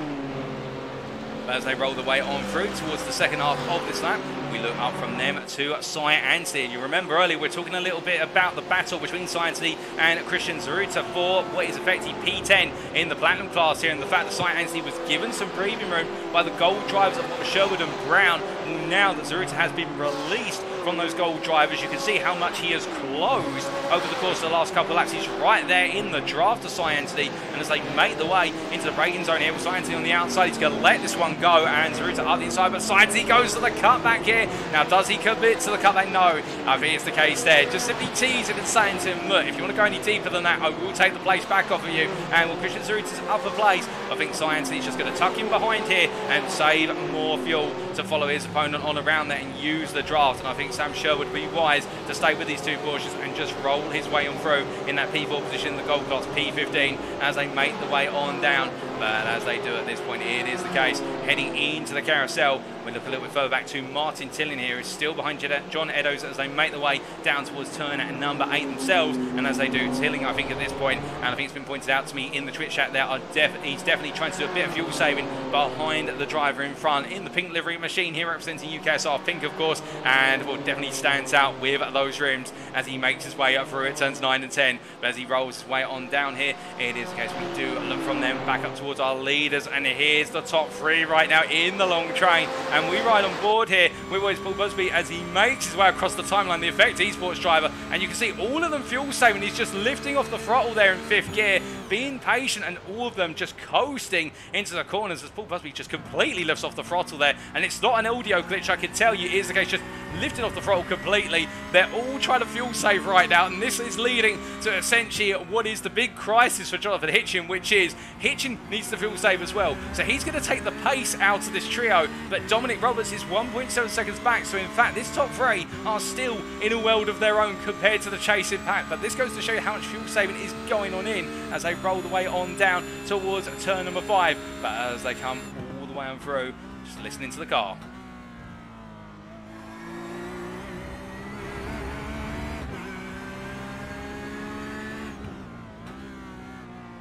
You can just hear there Paul Busby managing the car as he makes his way through this technical section. As he comes through turn number 7 here, just staying well within arm's reach of the two in front, being very smart about this and not doing anything spectacular at the moment. We'll see the spectacle later on here. So it is the case, if you're tuning in right now and thinking to yourself, this is going a little bit quiet, don't worry, we are lighting the fuse of the powder keg and it will start to burn down a little bit later on here, but it is that tactical nuance from all of our drivers and we are just waiting to see who's the first to faint to the pit. But meanwhile, I think Joe Newman here is going to key us up with another overtake as he goes up the inside there of Mark Johnson for P25 overall. It's not a change in place in class, it is the case the gold driver getting past the bronze leader of Mark Johnson as they make their way into turn number 6, and as they do, the number 97 driver here, well, it's the case he lost 5 places early on in the race and he's going to be trying to regain them as there's Tyson Valenda here and our runner-up, of course, in what was, if my memory serves me correctly, I might be mistaken, but I do believe he was our runner-up, or one of our runners-up I should say, in order to cover my bacon. It is the case, one of our runners-up in the silver class in season 7 of the GT3 series. It is the case they're rolling his way around in the Logitech BMW M4 machine. The privateer right now having a bit of a quiet race here, gaining 8 places overall since the start, but it hasn't quite worked out in terms of closing up to that top 5 battle in the silver class. But as he heads on through, in this case we have our first pit stop, and it's Dominic Roberts into the pit lane from what was P4. So he's decided to go early, and could this be the sign of what is now to come, as we've also got Cy Anthony and we've also got Stuart Brown coming on in. We're only a minute before the 30-minute mark to complete the first third of the race, but now we will start to see those strategies playing out, and Roberts will be the key one because his strategy is all about the undercut. Meanwhile, we look a bit further up the road in terms of on-racing action, and Alex Hill here, he has been caught by what is Cox. That's Peter Cox behind as they make their way down towards turn number 3, and as they do, well, I think a lot of drivers will be keying up those pit stops shortly. In fact, we have got right now over 10 drivers in the pit lane as they make their way on down and around, but as they do, we are hearing that Paul Busby has made his way past Joe Zarkos and further up the road. We won't be able to see that on camera right now, but it does look as though Alex Hill breaking a little bit away from Cox, and I think it is the case that Cox deciding to do fuel saving rather than come back at his rival. But as they roll the way on through, we look up to this change for the P2 position here overall and in the platinum class, and it is the case the Effect Esports showing now ahead of Zarkos here, but again Zarkos may just simply be tucking in behind and doing a little bit more fuel saving rather than worrying about battling as they roll the way on through. As they head the way on down and around and up towards turn number 11, it is the case here that the Effect Esports driver definitely right now on a little bit of a charge here in the 420 machine, and as he rolls his way on through, will it be the case that he ends his day on a high or not? We'll have to wait and see as he makes his way up towards the Canada corner, past our stationary cameraman there, and it gives you a sense of the speed they're carrying into Canada corner as they roll the way on through. Well, it's lap number 15 right now, and I would not be loath to imagine that these three may all peel into the pits together at the end of this lap, and well, it'll be the case that Hitch will be the one to determine what exactly happens, as he will be the first driver to pass that pit entry. As they come up through the right hand, then who is going to defect their way to the pits? I think it's the Effect Esports driver, and also hitching in, and is it Zarkos as well? All three coming in as per the schedule. You can almost read it like a book there. I'm going to show you, I didn't know that was going to happen. And Daniel Thomas, Gareth Higgins in as well. And as we look to the blimp camera there, you can see they're all in. And in fact, as they all pile into the pits, I think it's the case they've taken the fuel tanks as far as they can. And well, that's our top 12 already into the pits. Top 13 on in. Will anybody go one extra lap and take another lap of the race and decide to lead it for a little while, as we do wait to see what Matthew Whitefoot is going to do here from P14 as he rolls his way through the final corner. And our silver leader right now, he's got himself a 2-second gap over the field as he makes his way on in, but meanwhile it is the case as he comes on in. I think we're going to have a very quiet period where everybody's in the pit lane and we're waiting for everybody to make their way back out on circuit. But meanwhile, as we look to the pits, it is the case, I can assure you, they're not all parked up. We haven't red flagged this race. It's the case they are all stationary being serviced right now, and meanwhile it's the first driver to leave, and it's not Jonathan Hitchin, it's Paul Busby who's come on out. He's going to take the lead of this race. As look at this from Dominic Roberts, here he comes as well. He went for the undercut and he jumps right back up to this group as well.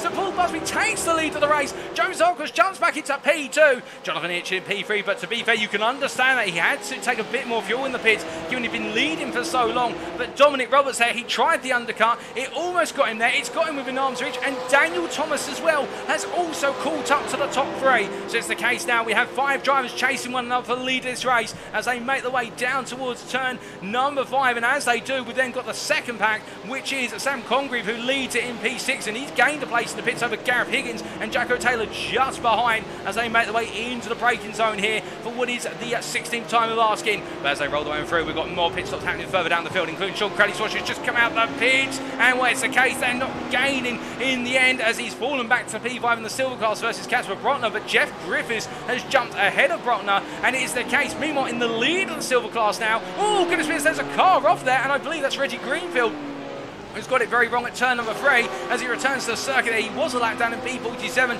but I'm sorry to see that for the Tiki Simsport driver, but cutting across our faults there for a brief moment as we see Sean Crowley Swash, in which case he's just been passed by Joe Newman. The gold driver is trying to come on through here versus the silver drivers, but the key change in the silver class as we focus back on them is the fact that here is your new leader at the silver class. It is David Larson in the 306 machine. The Simon Esports white driver has jumped ahead, and look at the pace he's trying to deliver right now as Matthew Whitefoot has fallen quite a bit back by 3 seconds back. They roll the way down in towards turn number 8, but to be fair, could Whitefoot be playing the longer game here? Is he thinking about the final 30 minutes and the fact there's going to be at least one more pit stop on the card? We reckon we'll have to wait and see. But as they roll the way through, well, it's Patrick Falconer here who's looking up the inside of Mark Johnson into turn number 8. Johnson's going to go a bit deep. Falconer gets the move done there, and I think in the end Johnson giving them the space on the inside, but notice how close it is the case that Apex is with regards to the corner and how they've got to open that corner up if they want to let a driver from the inside, and it was the case that Johnson was so close to going off circuit there and timed that right, but Patrick Falconer really trying to recover right now, and Mark Johnson I think trying to do one of his classics,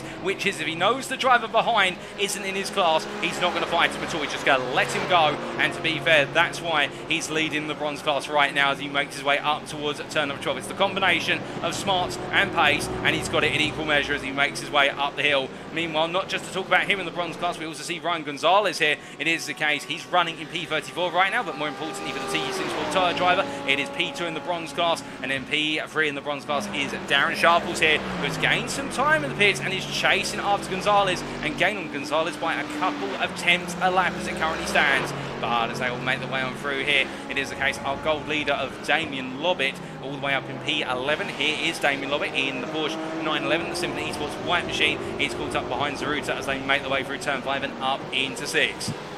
As they roll the way on through here, let's give you a quick recap of that order as it currently stands. As we've cleared the first third of the race, it is the case that Paul Busby is your leader right now for Effect Esports as he makes his way down around. He's the overall leader plus also the platinum leader, making the jump in the pit lane versus what was Joe Zarkos and Jonathan Hitchin. It's Zarkos in P2, followed by Jonathan Hitchin P3. Dominic Roberts P4, who chases after him, has fallen back a little bit. As you can see, the top 3 have immediately gone into sprint mode to break away from both Roberts and Daniel Thomas. And speaking of Daniel Thomas, it is the case he's running in P5 here, tucked in behind Roberts as they make the way into turn number 12. Sam Congreve in P6 as they roll the way up towards the Canada corner, followed by Gareth Higgins P7, Jacko Taylor P8. These two staying nose to tail, much like when they came into the pit. Austin Geratrix in P9 here is the case the privateer moving on as well, followed by Christian Zaruta in P10. That's your top 10, they're all platinum drivers. Then in P11, best of the rest, we have our gold leader of Damien Lobbit here. It is a case of running a very smart, consistent race right now, and he definitely seems to be very comfortable, despite the fact he's got the number of the devil on the side of the car. But then the detail may be in the devil, so the devils are in the detail as he makes his way out through the corner here. And I've completely minced my words on that one. I'm not going to try and say that same for a third time there, as it is the case I'm probably going to butcher ever more so. But the key thing about Damien Lobbit is the fact that he's right now leading the gold class and looking good as he makes his way on towards turn number 1 and on towards lap number 18 here. But he does have Alex Hill for company, 1.2 seconds back, and Hill is not giving up on the fight, followed by Peter Cox in P13. That's P3 in the gold class. Sam Sherwood there just outside of the podium places in the gold class P14, followed by Cy Anthony, and Cy Anthony right now not having the race he necessarily wanted after quite a long pit stop, to be fair, and it is the case right now he's trying to get himself a little bit closer as he rolls his way on down the route.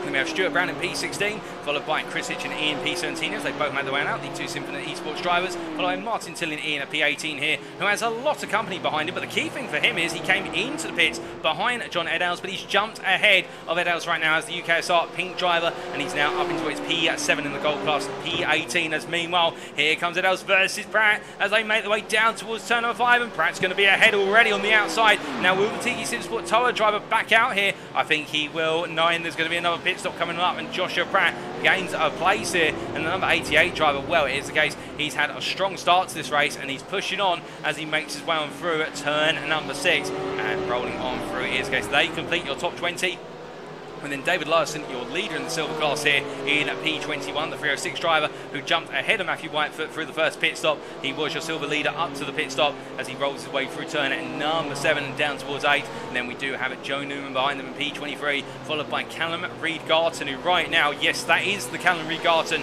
who had that early incident, and he's recovering at this race, and he right now is absolutely digging in and pushing, lapping in the mid 203s consistently. It is the case the only drivers faster than him out on the circuit right now are the top 5, and the privateer is doing everything he can to get himself back inside the top 20, or if not higher, and keep your eyes out for him. He may be a contender later on with regards to being inside that top 10 if he keeps up this pace. Jeff Griffiths, P25 here, completing the top 3 in the silver class, but we must cut away briefly, ladies and gentlemen, because meanwhile we look back up towards what is Higgins versus Sam Congreve, and Higgins getting ahead of Congreve in the run to turn 1, and it is the case the battle for P6 in the platinum class and overall definitely starting to go up a notch as they make their way into the braking zone for turn number 3, and I think Higgins there having some slight connectivity issues, phasing in and out of existence there, and I hope that's not a sign of something to come where a disconnect would be the equivalent to a real world engine blow up, alternatively a car malfunction as they make the way on around here, and that will be on the mind of what is Higgins and indeed the drivers around him as they make the way down towards turn number 5. As they come into the left hand here, let's continue going through the field. We were of course at Jeff Griffiths as we see him here making his way down the start finish straight, and then we have Casper Brotner behind, who really has fallen back since that pit stop, that first pit stop where he was in contention for that top 3 in the silver class. Let's not count him out, to be fair, but he has lost a little bit of time since that pit stop. And then Patrick Fountain P27, the gold driver here, having a difficult start to his race, of course involved in one of the early incidents in the opening lap at this corner, and as he makes his way through, we have Tyson Melinda in P28, P5 in the silver class, being chased by the bronze leader right now, Mark Johnson in P29, and Mark Johnson delivering in qualifying and delivering again here in the race with Nathan Foster P30 as they make the way on down the straightaway. And then we have Ollie Pimley P31 here, and it is a case not working out for Ollie Pimley today, and well, he's trying to fight his way back up the order, but he's got a long way to go. But then we continue our bronze drivers here. Ryan Gonzalez in P32, he's P2 in the bronze class, ahead of Darren Sharples P33 here, P3 in the bronze class.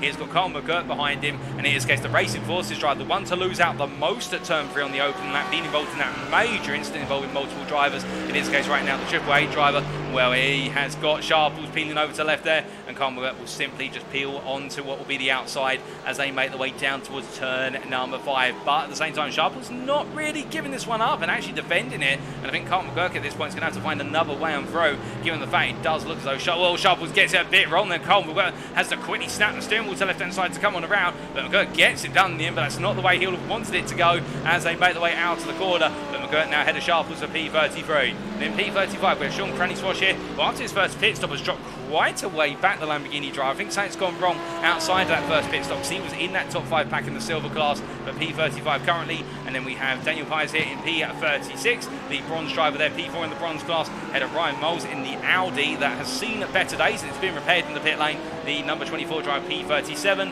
And then we have Jeremy Graham P38, followed by what is Steve Cox there P40, followed by Matthew Morris Steve Cox P39 I should say, Matthew Morris P40, and then we do have Matthew Wild here. Oh goodness, we've got a driver off circuit there, and that is, I do believe, well, in fact that was Wild off circuit, so we jump to Rob Armstrong as they make the way on down, and we see Matthew Wild here returning to the circuit in P42, the bronze driver Matt Edmondson P43, and now has a target to chase after in the form of Wild. And then we do have Murray Luca here, who right now rolling his way on for P44, the silver driver, followed by Reggie Greenfield. And then it is the case we do have James Connolly, who completes the order on circuit as it currently stands. Although I do believe we may, no, in fact that is the order as it currently stands. James Connolly, the last of our runners out on circuit, unless I'm mistaken. But as he rolls his way on down and around here, in this case we also do have right now what is Hay in the pits, and it is the case I think there might be an issue with the car.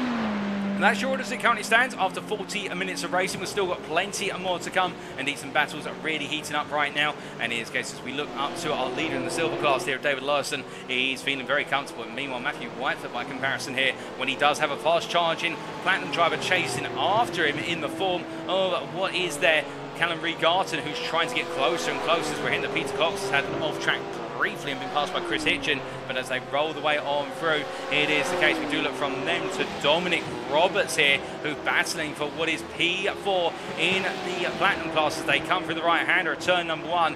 Well, Daniel Thomas is very close by comparison, but he's not close enough to look for the move here as they make the way down to turn number 3 once again. But you can imagine that Roberts, after not being successful in being able to get the jump on the top 3, and the top 3 have broken away, he's now got to go back into that mode of just playing it smart as we're hearing that Peter Cox is into the pit lane. I think there's some damage to the car they've got to repair, but as they make the way on down, it is the case that Dominic Roberts definitely focusing right now on what's ahead. I think Daniel Thomas might be trying to take a piece of the pie, which is that P4. But as they head on through, we look up to the leaders here. We've already made the way into turn number 6, and the effective esports driver Paul Busby right now continuing to hold on to leaders. We ride on board the gearbox and look back at Zoakos and Hitchin, who chase after him.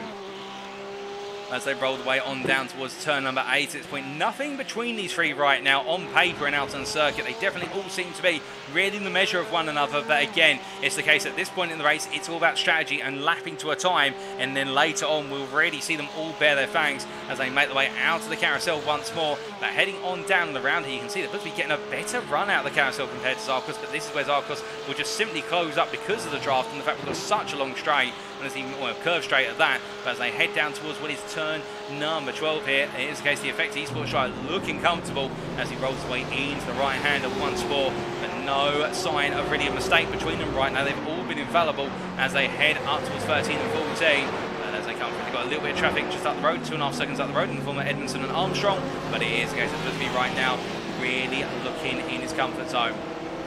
Rolling the way out that final corner then and heading up towards another lap. In this case, we look from them to a little bit further down the order, and in particular we look to Jacko Taylor here, who is now very close to the back of Sam Congreve. As it is the case, we are hearing that, well, I thought we heard that Higgins was off circuit, but not to be. He has returned to the circuit. There's a bit of a disconnection issue, but it is the case that Jacko Taylor here in the draft, just staying behind Sam Congreve right now and waiting his turn. I know we keep saying it, but it is the case here. He's thinking about the move, but they're thinking, no, I can probably do a bit more fuel saving here, and I don't have the pace to close up to the guys in front. But meanwhile, in this case, Dominic Roberts, they're going a little bit slow into turn number 3 and letting Daniel Thomas take P4 off of him in a battle for P4 overall in the Platinum class there. And I think Roberts deciding, well, if he can't catch the top 3, then what's the point of burning excess fuel? He may as well save it. And I think the PWT driver, Thomas here, will say, don't mind if you do, I'm going to try and outrun you now, as they make the way down towards turn number 5. But of course, Thomas will have 1 or 2 laps really to try and make the breakaway, and if he can't, then he'll find himself having to cut his pace and in return try and do his own fuel saving as they make the way on through. But as they head on down and around through turn number 6 and up towards 7, in this case we're hitting at Steve Cox at a nasty moment on circuit, and I believe that's down in P38 off circuit there at turn number 8. He's got a good chunk of the field coming on through, and as he returns to the circuit, staying over as wide as possible. A lot of the field coming on down and around past him. It is the case as we're hearing Casper Brotnish just left the pit lane. Not sure what's happened there, but meanwhile we look here, and in fact that's your race leader who's coming through in all of this with Zarkos behind as they make the way through the kink. And as they do, well, now things get interesting. You can see Busby having to flash the lights there. In fact, he's caught in this traffic jam as they make the way down towards turn number 12. And this is the uncomfortable part, because of course the drivers in front, they'll have the blue flags waving and you'll expect they'll respect them. But at the same time, when it's their heat of the moment, those rules can go a little bit out the window for a short period of time. You can see the effect esports driver here really caught up behind Armstrong right now as they make the way into 14. He's going to go up the inside, and Armstrong key. Oh, goodness me, Busby losing the rear of the car under braking. And well, that is going to release Joe Zarkos into the lead this race with Jonathan Hitchin behind. And to be fair to Busby, the only thing he did wrong there was came in a little bit too hot. But in the end, it has cost him dear. He's down to P5, and now Hitchin is on the charge as they make the way down towards turn number 1. But as they do, it is the case that Hitchin now will be thinking, right, that's one off the list. Now I've only got 1 more to go. But as they roll their way on through turn number 1, and Daniel Thomas as well, he'll be thinking now that this position means a little bit more, because it is effectively now P3 overall in class. And I wonder if Dominic Roberts at this point is probably thinking, well, I've had my teammate go off and now I've got to try and represent and get on that podium. Well, it might be the case he's been given the hurry on by the team principal as they make the way down towards turn number 5 here. Of course, all trying to siphon a little bit of slipstream off the drivers who are having to back off on what's the blue flags there, making the way down towards turn number 5 at this point, and every little bit of tow is worth it as they head into the braking zone here. In this case, the field definitely still... Oh, goodness me, and what on earth has happened there? We've got a car turn, and I believe that is Steve Cox once again, who is turned across circuit. Yes, it is, he's parked up, but I think there's a bit more to that than meets the eye as we see him just parked there and waiting. And well, here's the case. We can see there Matty Wild staying over on the side as we've got leaders coming through and going to the grass of the DCW racing driver, as it's all going very, very wrong for him, and indeed Cox as well. But as he returns here, everybody making their way all around, but a little bit of drama as we cross over the halfway point of this race of Road America in the season opener. And as they make the way on and round at this point, you can imagine some drivers now will be looking to just try and simply get themselves to the end as they've made the halfway point. I think it's halfway done, and it's all downhill from here. Well, hopefully not downhill in the sense that it all goes wrong, but downhill in the sense of they'll be building momentum to the finish. But meanwhile, speaking of a driver who had it all go downhill at the start, but is now trying to gain, it is the case that we do look to Callum Garton here, who right now up to P29, still recovering. Remember, he started towards the front of the field. He started on the front rows, and it is the case here. The Britain right now in the 22 machine chasing after Carl McGurk, who is here for comparison as they roll the way through. Only 2.4 seconds between the pair as they make the way down through turn number 3, and you can see both of them taking a bit of grass for measure as they head all the way up towards 5. But Carl McGurk will definitely have some company coming soon, because Callum Garton is outpacing him by 1.5 seconds a lap as it currently stands, and they'll be battling for P13 in the Platinum class here. A bit further behind, we have Peter Cox there, and it is the case making his way down to the braking zone here for turn and number 5, battling side by side with Ryan Gonzalez, the bronze driver there, who tries to go around the outside and finds there's a bit more to the outside of the circuit than he imagined as he makes his way into turn number 6. And the Tiki Simsport Tower driver at this point, I think, trying to gain some ground to go hunting after Mark Johnson, but in Peter in the bronze class here, I think he needs to just be focusing on what he can do right now, given the fact he's been running considerable pace, and that P2 would do him well come the end of today. But as he makes his way through turn at number 8, it is the case that we do see some drivers into the pit lane, including Higgins and Pratt. They've come on in early, and I suspect there may be some damage to the cars,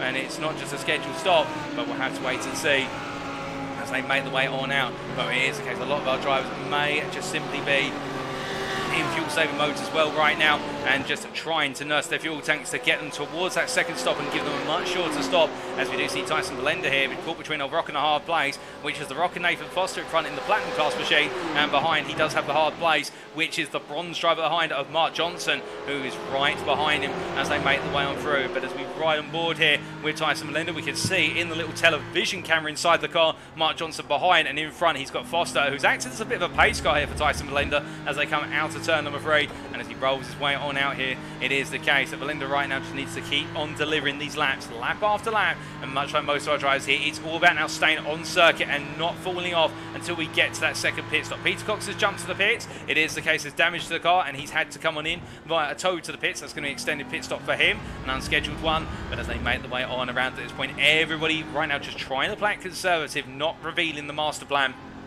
until that second pit stop. But I get the feeling we'll see a huge swathe of pit stops around the same time, around what will be the 57 to 63 minute mark into this race, and then it will be the case the final 30 minutes will all be about who's got the fuel to charge to the end, and has anybody underfueled or overfueled and give themselves a little bit more to play with. But as they roll the way on down around here, Belender just falling a little bit away from Foster, but breaking away from Johnson in return, and heading on down through the right-hander of the carousel. But as they make the way down towards the braking zone, well, in fact, all the way out to Canada corners, they won't be braking for turn number 11. It is, I guess, we do look to Joe Zarkos here, your race leader at the moment, after Paul Busby's moment at turn number 14 a few laps ago. And right now, the 444 driver, the privateer, well, he's got a big challenge on his hands, because he doesn't just have anybody behind him. He has the reigning champion and the guy to definitely beat as they make the one through. But meanwhile, Dominic Roberts has got ahead of Daniel Thomas, slightly off camera there, and Thomas, from what we're hearing, lifting into the braking zone for turn number 5, so repaying the favour that Roberts did for him earlier on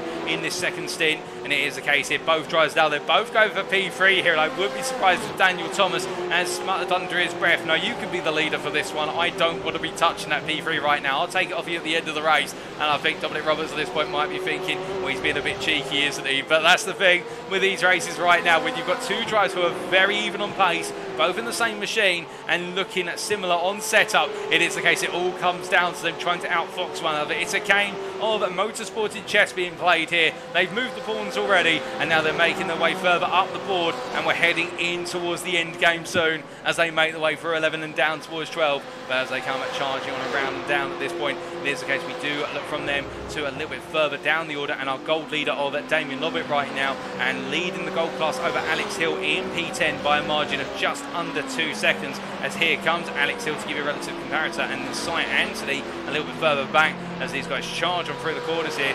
It is the case, just starting to close that gap up is a little bit Hill compared to Lobbit, taking what was 2 attempts out of Lobbit on that previous lap and hoping to do the same again at this time around, but not able to at the moment as they roll the way on through. As they make the way through turn 13 and into 14 at this point. A number of stalemates out on circuit in terms of the pace, but I think we are going to see those stalemates being broken within the next 10 minutes. So it is the case, whilst it may be a little bit peaceful right now, imagine this is the calm before the storm, as we do have Matty Wild into the pit lane, also James Conley in, Ryan Gonzalez in as well, but Gonzalez has had to jump to the pit, so that's for an instant, and that's promoted Dan Sharples up into P2 in the bronze class, and he has only got 1.5 second advantage over Daniel Pies, and in fact, let's cut over to them. And here is Darren Sharples, and here is Pies by comparison as they make the way on through. I think it's Pays actually as it's pronounced, and as he makes his way up through turn number 8, very shortly it is the case that right now the number 8 driver chasing after Sharples and making his way in contention for that P2 in the bronze class today. I think Mark Johnson at this point is too far up the road for them to be able to close them unless Johnson gets it all wrong. But in return, as they make the way into the right-hander, it is the case that right now the bronze debutant definitely trying to come on back. With some scratches on the car, there's some war wounds on the car, but I think it is the case gradually closing the Sharples as they head into the kink. As they roll their way on through here, it is the case that whilst he may be closing right now, he'll be thinking about the strategy, and does he go for the undercut, or does he stay out longer, or does he pit at the same time?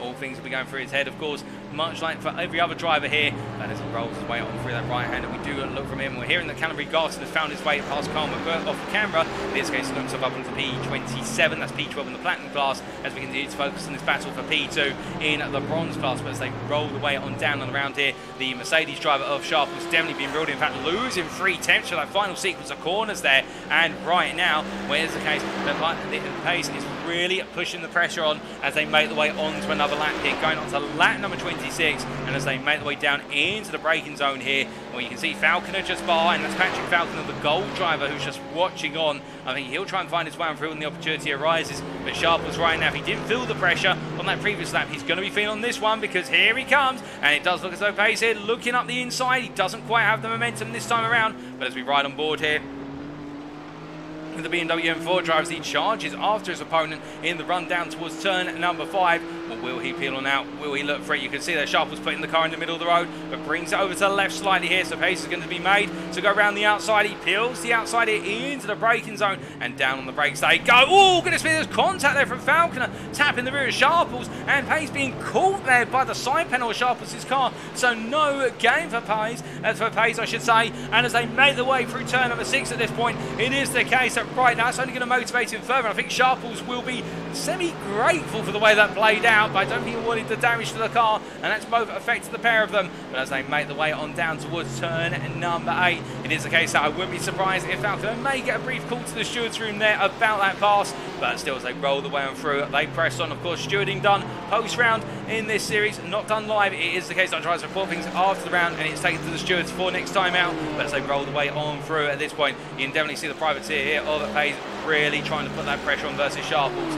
Meanwhile, looking a little bit further up the road by comparison, it is the case that we do see David Larson here in the 306 machine leading the silver class, and he's got Joe Newman behind for company right now, the gold driver. But Larson definitely delivering the laps, and well, to give you a relative comparator here, in this case he's not the fastest driver in the silver class at this point in time. That accolade will go to Matthew Whitefoot behind, who's in P20, and he's only 6 seconds down the road. But Larson, to be fair, really did up the ante at the start of this second stint, so I think for Larson at this point it's now about bringing the car down in terms of pace and getting ready for that pit stop, but looking good as he rolls his way down towards turn number 8. And I think Joe Newman at this point is thinking about the move, but when can he go for it? That will be the question. Meanwhile, speaking of thinking about moves, we look back inside our top 10 here, and here's Sam Congreve, who has Austin Gretorix as they make the way up towards another lap. And as they roll the way around, we're hearing that Richard Baxter's had a bit of a moment on circuit as they make the way on through. But right now, Sam Congreve definitely is, I think, a little bit worried about the fact that he does have his rival behind who's staying close.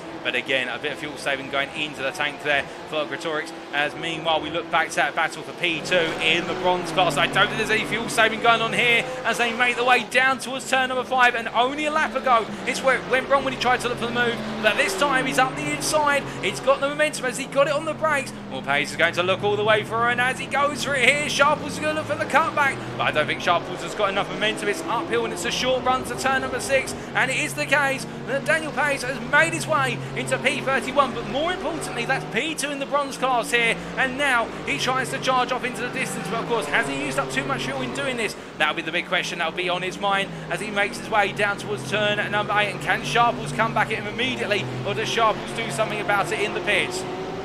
As they roll the way on down towards what is turn at 9 and 10 here. Through the carousel they go. It is the case. We are starting to see a couple more pit stops. We've got Griffiths into the pit lane, and that is Jeff Griffiths from what was P22 at the time. That P21, I correct myself there, and he's now making his way through the pit lane to be in service, and we are expecting a mass exodus to the pit lane very shortly. And speaking of the drivers who may be starting that exodus soon, well, we can see over here they're only just behind that battle for P2 in the bronze class. These are your two leaders battling for the overall lead and also the platinum class win. It shows Arcos who is ahead of Jonathan Hitchin behind Roberts versus Thomas here. They're battling for the final spot on the overall and the platinum podium. But it is the case we have a 2x2 battle situation here as they make the way on around towards the end of this lap. But will any of them be the first to fade to the pit lane come the end of this lap? Well, as we see here, it's the case, well, I think everyone's going to try and come on in while bronze drivers do.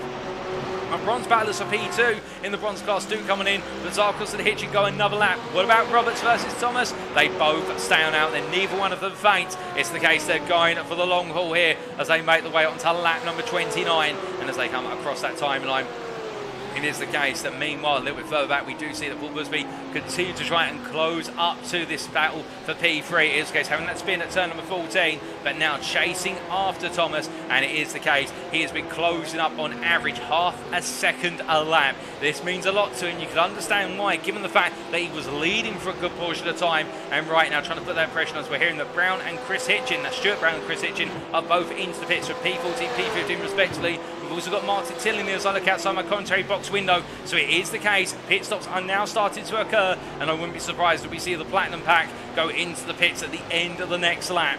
But as they roll away on down the round right now, we'll have to wait and see how this all plays out, as we do see John Eddowes here continue his way on through, and right now jumping up to P4 in the gold class, as P14 overall for the time. But do keep in mind, of course, he's yet to take his second stop, as we see in front Sharples there having a bit of a nasty moment at turn number 1, taking a bit too much apex curve, and it's enabling the Pace to just run away with that P2 in the bronze class as they make the way through turn and number 3. But as they roll the way on through here, in terms of other battles that are building, we can see Eddowes trying to come on through, where it is the case that I think Sharples will be required to yield shortly. But meanwhile, Murray Luca here trying to find his way past what is a Matty Wild as they roll their way through the final corner and on towards another lap. Shortly, will either of them peel on into the pits? No, they both stay on out as they've already served 2 pit stops to be fair, so they've probably got a bit more fuel. Can they get to the end based on the fuel they've got at the moment? Potentially. Well, Luca's going to look up the inside here for P39. It'll be a change of overall position, but not class position. And I think he's got more than enough momentum as he peels back in front, gets on the brakes, and gets the move done for P39 as the silver driver. And whilst it hasn't been a day for him to remember, in fact, it's not really one to remember when he goes wide there. And well, we've already got it done, and now he's got it all to do again. And now he's also got Callum Reed-Garton between him and Matty Wild, and Callum Reed-Garton a lap up on the pair of them. But as they roll the way on through and around right now, you see this case Callum Reed-Garton trying to come through as Dominic Roberts is the first of our platinum drivers to come into the pit. He's coming from what was P4 at the time, and he's going for the undercut once again. We saw it once, he's doing it again, but will it work out? That's the big question, as meanwhile all of our platinum class drivers otherwise have gone onwards. And speaking of going onwards here, Sam Congreve still in P6 now, promoted 1 place, trying to hold off what is Gretorix behind as they make the way down towards turn number 3. But as they roll the way into the braking zone here, no change at the moment. I think at this point it is the case that Gretorix is just waiting for the opportunity to jump him in the pit lane. But to be fair, how much fuel saving has Sam Congreve been doing?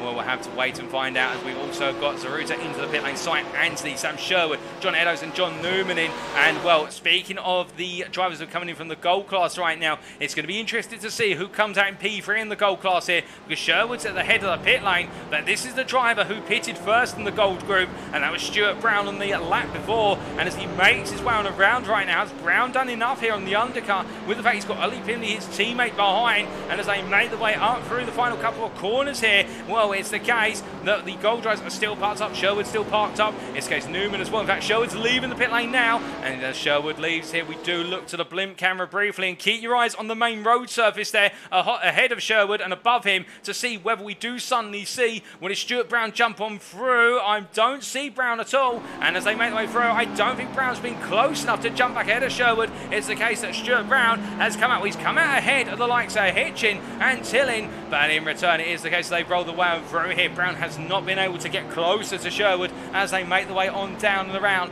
But as they roll the way on through here, it is the case of Chris Hitchin in P5 in the gold class, P17 overall after his second stop here. So there has been some change, and speaking of more change at the front of the field, here come the leaders into the pits, and Jonathan Hitchin on the end of that last lap had taken the lead off camera of Joe Zarkos. But to be fair, they're both in together here, so it is the case. We'll have to wait to see how it plays out. As meanwhile, Daniel Thomas goes on to a lead a lap of a race here at Road Atlanta as he makes his way down towards turn number 1. He's going all in on the field for one more lap to turn the 31st lap. He'll be in at the end of this one, we reckon. Meanwhile, everybody else in the platinum class now is either pitted already or is in the pits currently, and we'll have to wait to see who's going to come out the leader as Thomas rolls his way down and around for return at number 3. But as we cut back to it's Dominic Roberts here, he's making his way up through turns when it's 13 and 14, very shortly into 14. The Effect Esports driver, remember, he was the first to pit out of all of them, a lap ahead of the field in terms of when he pitted. Will this give him the opportunity to jump back up? It's a long run out the final corner here. He's making his way, however, and as he heads up towards the timeline where Hitchin and Zarkos already leaving the pit lane, and they're coming out already, and Hitchin has jumped significantly ahead of Zarkos there, doing the fuel saving. But where is Roberts? That's the question. Well, he's nowhere near close this time as he makes his way on through, and look at that. Paul Busby, his teammate, well, it is the case there, comes out just behind, but only 2 seconds behind, which is the case. The pit stops have worked out in the manner where Roberts has cleared the chasing pack, but he's not been able to get close to that top 2. Jacko Taylor's jumped to P6. Gretorix has jumped ahead of Sam Congreve for P7, but you can see Congreve's just behind him there by 4 tenths. It's barely a change, it's just position change, and to be fair, that's what he was working on the strategy. But as they make the way on around, it is the case. We do look to Damien Lobbett in P9, and right now the Sinford Esports white driver here, where he's having to hold Zaruta behind him as he rolls his way through. And remember, Damien Lobbett is your gold leader here, and he has got a small margin of 3 seconds versus Alex Hill, who right now is coming after him and is hot on his tail. But as they make the way on down the round here, with only now 26 minutes or so to go, plus the final lap, it is the case all these strategies coming to the end. We have our leader, Daniel Thomas, coming through the final corner, and here is Daniel Thomas, and surely he's peeling in. He comes on in indeed. Now, where will he come out versus what is Roberts? That's the big question. It was the case that Thomas was ahead of Roberts when Roberts came into the pits in the battle for P3. Will he emerge ahead still, or will Roberts have done enough on the undercut? We will have to wait and find out as they make the way on through. But as we say hello to John Eddowes there in the Twitch chat, and I hope you're doing well, John. It is the case we do look to Christian Zaruta by comparison as he makes his way through the carousel here, all over the back of Damien Lobbett. And to be fair, he wants to make the move here on the gold leader, but I think it's the case he's got to wait for the right time to do it. He's just not able to find the right time at this point, as we hear that Granny Swash has left the pit lane running P31, and as they roll the way on down around it, you're focusing on the battle for P9 briefly here, and Zaruta not able to find the momentum to go for the move on Lobbett as they make the way into 12, or does he? Looks up the inside here, and well, I think it's going to be a case of getting the move done, and in the end Lobbett does not fight it too hard, given they are in a different driver class.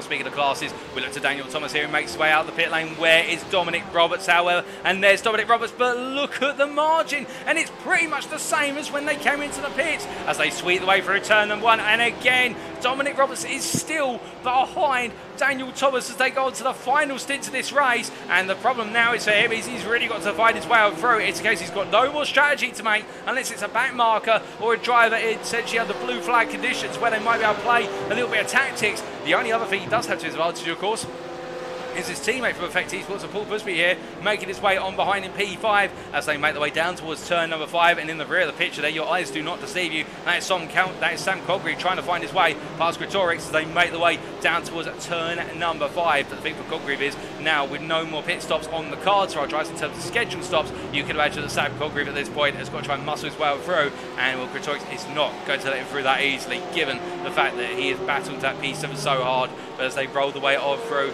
turns 6, 7 and down towards 8 very shortly. Henrik Kolmberg is into the pit lane for his final scheduled stop. Not the race he's wanted today for the Platinum driver. He's in P25 currently. We're expected to drop down the order during the course of that stop, but we see Sam Congreve here just staying with his rival for the time being, not able to get close enough to look for the move. As they roll the way on down and around, it is the case we do also see Mark Johnson here, your bronze leader at this time in the number 11 machine. He continues to chase after Tyson Blender, and these two have been pretty much glued together nose to tail for a long period of time there. And well, it does actually look like Tyson Blender's car. I wonder if that colour scheme there is to replicate the Nintendo Switch, given the fact you've got the blue and the red and the black in the middle, and also Logitech logos over the car. He might be, of course, running Logitech equipment there. I wonder if Blender's in the Twitch chat and can confirm or deny that for us. But some very Nintendo Switch vibe colours there, but that's beside the point here. The key point is Mark Johnson just staying with the silver driver and keeping him on his toes as they make their way down to the round through turn number 5. As they roll their way on through, it is the case. Their battle, a minor one compared to what's happening within the classes right now, and that's not to be derogatory. It is just the way it is, in the fact that you don't really gain too many more points to pass a driver in another class, but you gain points to finish it ahead of a driver in your respective class. And we can see Gretorix here right now trying to hold off Sam Congreve as they make their way onto another lap, and we ride on board. They're on the rear wing of Austin Gretorix's car in P7 in the number 13 machine. Now the question is the number 13 curse for him, or is it good luck for him? It's bad luck for most, but it's not perhaps for him today, given the fact he's had a good run. He's gained 2 places since the start of this race, having started P9, and as he makes his way out to turn number 3, looking comfortable right now, and I don't think Congreve has really got a response in terms of the pace at this point in the race. As they roar the way down towards turn number 5, I say that, and Congreve does start to gain in the long straightaway toe there, but I think it is the case with the fact as they get towards top gear and that heavy braking zone comes on through, it's too little too late. Meanwhile, speaking of too little too late, it's not too late for Joe Newman to go on the offensive here as he looks up the inside of John Edels as they make the way in towards turn number 1. He gets the move, does. We've got a car off into the wall there. What I'm trying to say who that is, I think that is, well, that's not Luca. In fact, we'll try and come back to in a minute, but it is the case that Joe Newman, they're getting the move done the inside into 1 versus what was John Eddowes there for P7 in the gold class as they make the way down towards turn number 5. Now, will Eddowes come on back versus him or not? That'll be the question as we're hearing. Meanwhile, up front, the Jonathan Hitcher has already put a sizable amount of time between himself and Zarkos, but we'll come to them very shortly as we focus here on this battle right now for P7 in the gold class, P18 overall. I think Eddowes definitely has lost out for the time being, and he'll have to wait his turn to a little bit later on. But speaking of waiting turns, here's Mark Johnson. Well, we're talking about them a little bit earlier, and it's the fact that he's now got himself ahead of Valinda, but it's a drag race here, and look at the BMW go on the right of your picture as they make the way on down. It is the case, charging down towards the braking zone. It's the battle of the 6 cylinders, and as they make their way into the braking zone, well, Valinda's not going to give this one up here. Mark Johnson wants to take a scalp in the form of a silver scalp as they make the way up towards turn number 6, but Valinda says, no, you can stay behind. I'm going to take that place back, thank you very much. But as they roll the way on through, it is the case, heading up towards turn number 7. We now look all the way up towards our leaders here, and here is Jonathan Hitchin, who stands 8 seconds clear of Zarkos. Now, what has happened to Zarkos, we're not 100% sure, but it does seem as though something's gone very wrong, as we see a flash of lights there from our Audi driver, Brian Moles, and I do wonder whether that flash of lights is because he's on camera. Alternatively, it's because of the fact that something earlier has happened, and perhaps he's apologising for something, but definitely flashed his lights multiple times there, so something's happened. And as they make the way down into the braking zone here for turn number 5, it is the case that Zarkos right now under pressure for Daniel Thomas, and on that last lap losing 7 seconds, there's got to be an error, and I'm just trying to set my data right now to know whether something's happened. I think he's had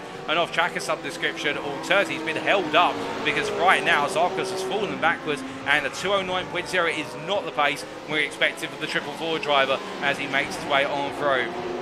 As he rolls away through the left hand there at turn number 8 and up towards 9. Daniel Thomas right now will look at this and think, well, I've already gained P3. In fact, he's dropped Wilbersby by what is 3 seconds. And Dominic Roberts is behind his teammate in P5. But it is the case that Daniel Thomas now will be thinking, can I gain one more place here and really be the best of the rest outside of Jonathan Hitchin, who is going to be 8 seconds clear at the rate of extension he's proceeded at right now. We'll have to wait and see here. We've got what is 19 minutes past the final lap left to go, and things are continuing to build up as they roll the way down and around as they head through Canada Corner here. It is the case that Daniel Thomas staying with his rival all the way through, and as we ride on board here with the Welshman from BWT Motorsport, there's nothing between the two of them as they head into turn number 14.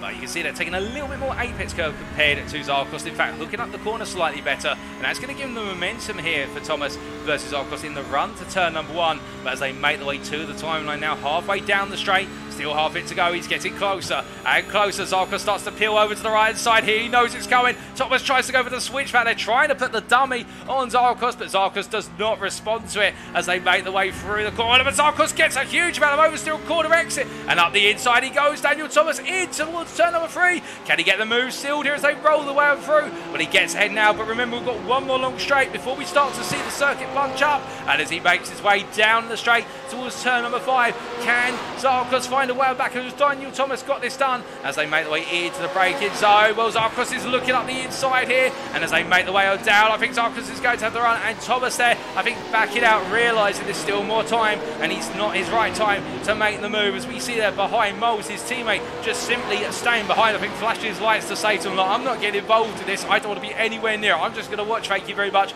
And to be fair, I think all of us would envy Moles right now as he's got the ultimate popcorn seat view in that Audi, being able to watch this battle unfold. But as they make the way down, we're hearing that Callum Regarton into the pit lane. Once again, I do believe that is a scheduled stop, given the fact he's out of sync with the field due to the early stage race incident. As they make the way on down around, we're also hearing that Murray lurkers into the pit lane as I try to press on and roll the way on through the carousel here. But it is the case that Thomas versus what is Zarkos there, as we're hearing that Whitefoot has got ahead of Jeff Griffiths in the battle for what is P2 in the silver class. But it's David Larson who leads that silver class still. And as they make the way down the back straight here, with Daniel Thomas getting closer once again. But will he think about it into turn number 12? I don't think so. I think he's too far back this time as they roll away for the right hand. Although I say that, what Thomas I think he's trying to do, he's trying to tee up the move to 1 once again. I think he feels like he's the stronger of the 2 drivers on the opening half of the lap. Is that going to be the case this time as they make the way into the final corner? He rolls his way now, and last time it was 2.5 tenths of quarter exit, and once again it's 2.5 tenths of quarter exit. Well, it is a case of deja vu here, and can Daniel Thomas do something a little bit different this time to outfox Zarkos, or will Zarkos be able to hold him at bay? As they make the way down, Zarkos peels to the middle once again. Thomas doesn't look for the feint this time. He stays right behind, pinning his rival the outside of the circuit here, and they stay as they were. As we do briefly lose Zarkos, he rematerialises. I think that Thomas backing off slightly, not knowing where his rival would reappear in front of him. Meanwhile, in the battle for P7 in the Platinum class and overall, we see it's the Simman Racing driver Sam Congreve chasing after Austin Gretorix here as they make the way on around another lap. No change at the moment as they make the way down. I think for Congreve at this point, it's the case he's been doing some fuel saving behind his rival, and now it's time to go. It's time to find the places. He's only got 15 minutes left by the end of this lap, plus that final lap to contend with. There's not much left on the table here as they make the way down towards turn number 5, and as they headed towards the braking zone here, no look for a move this time, but you can see he is getting closer and closer with each and every iteration of this run to 5, and as he does, I think he's started to tee up what move is going to be possible.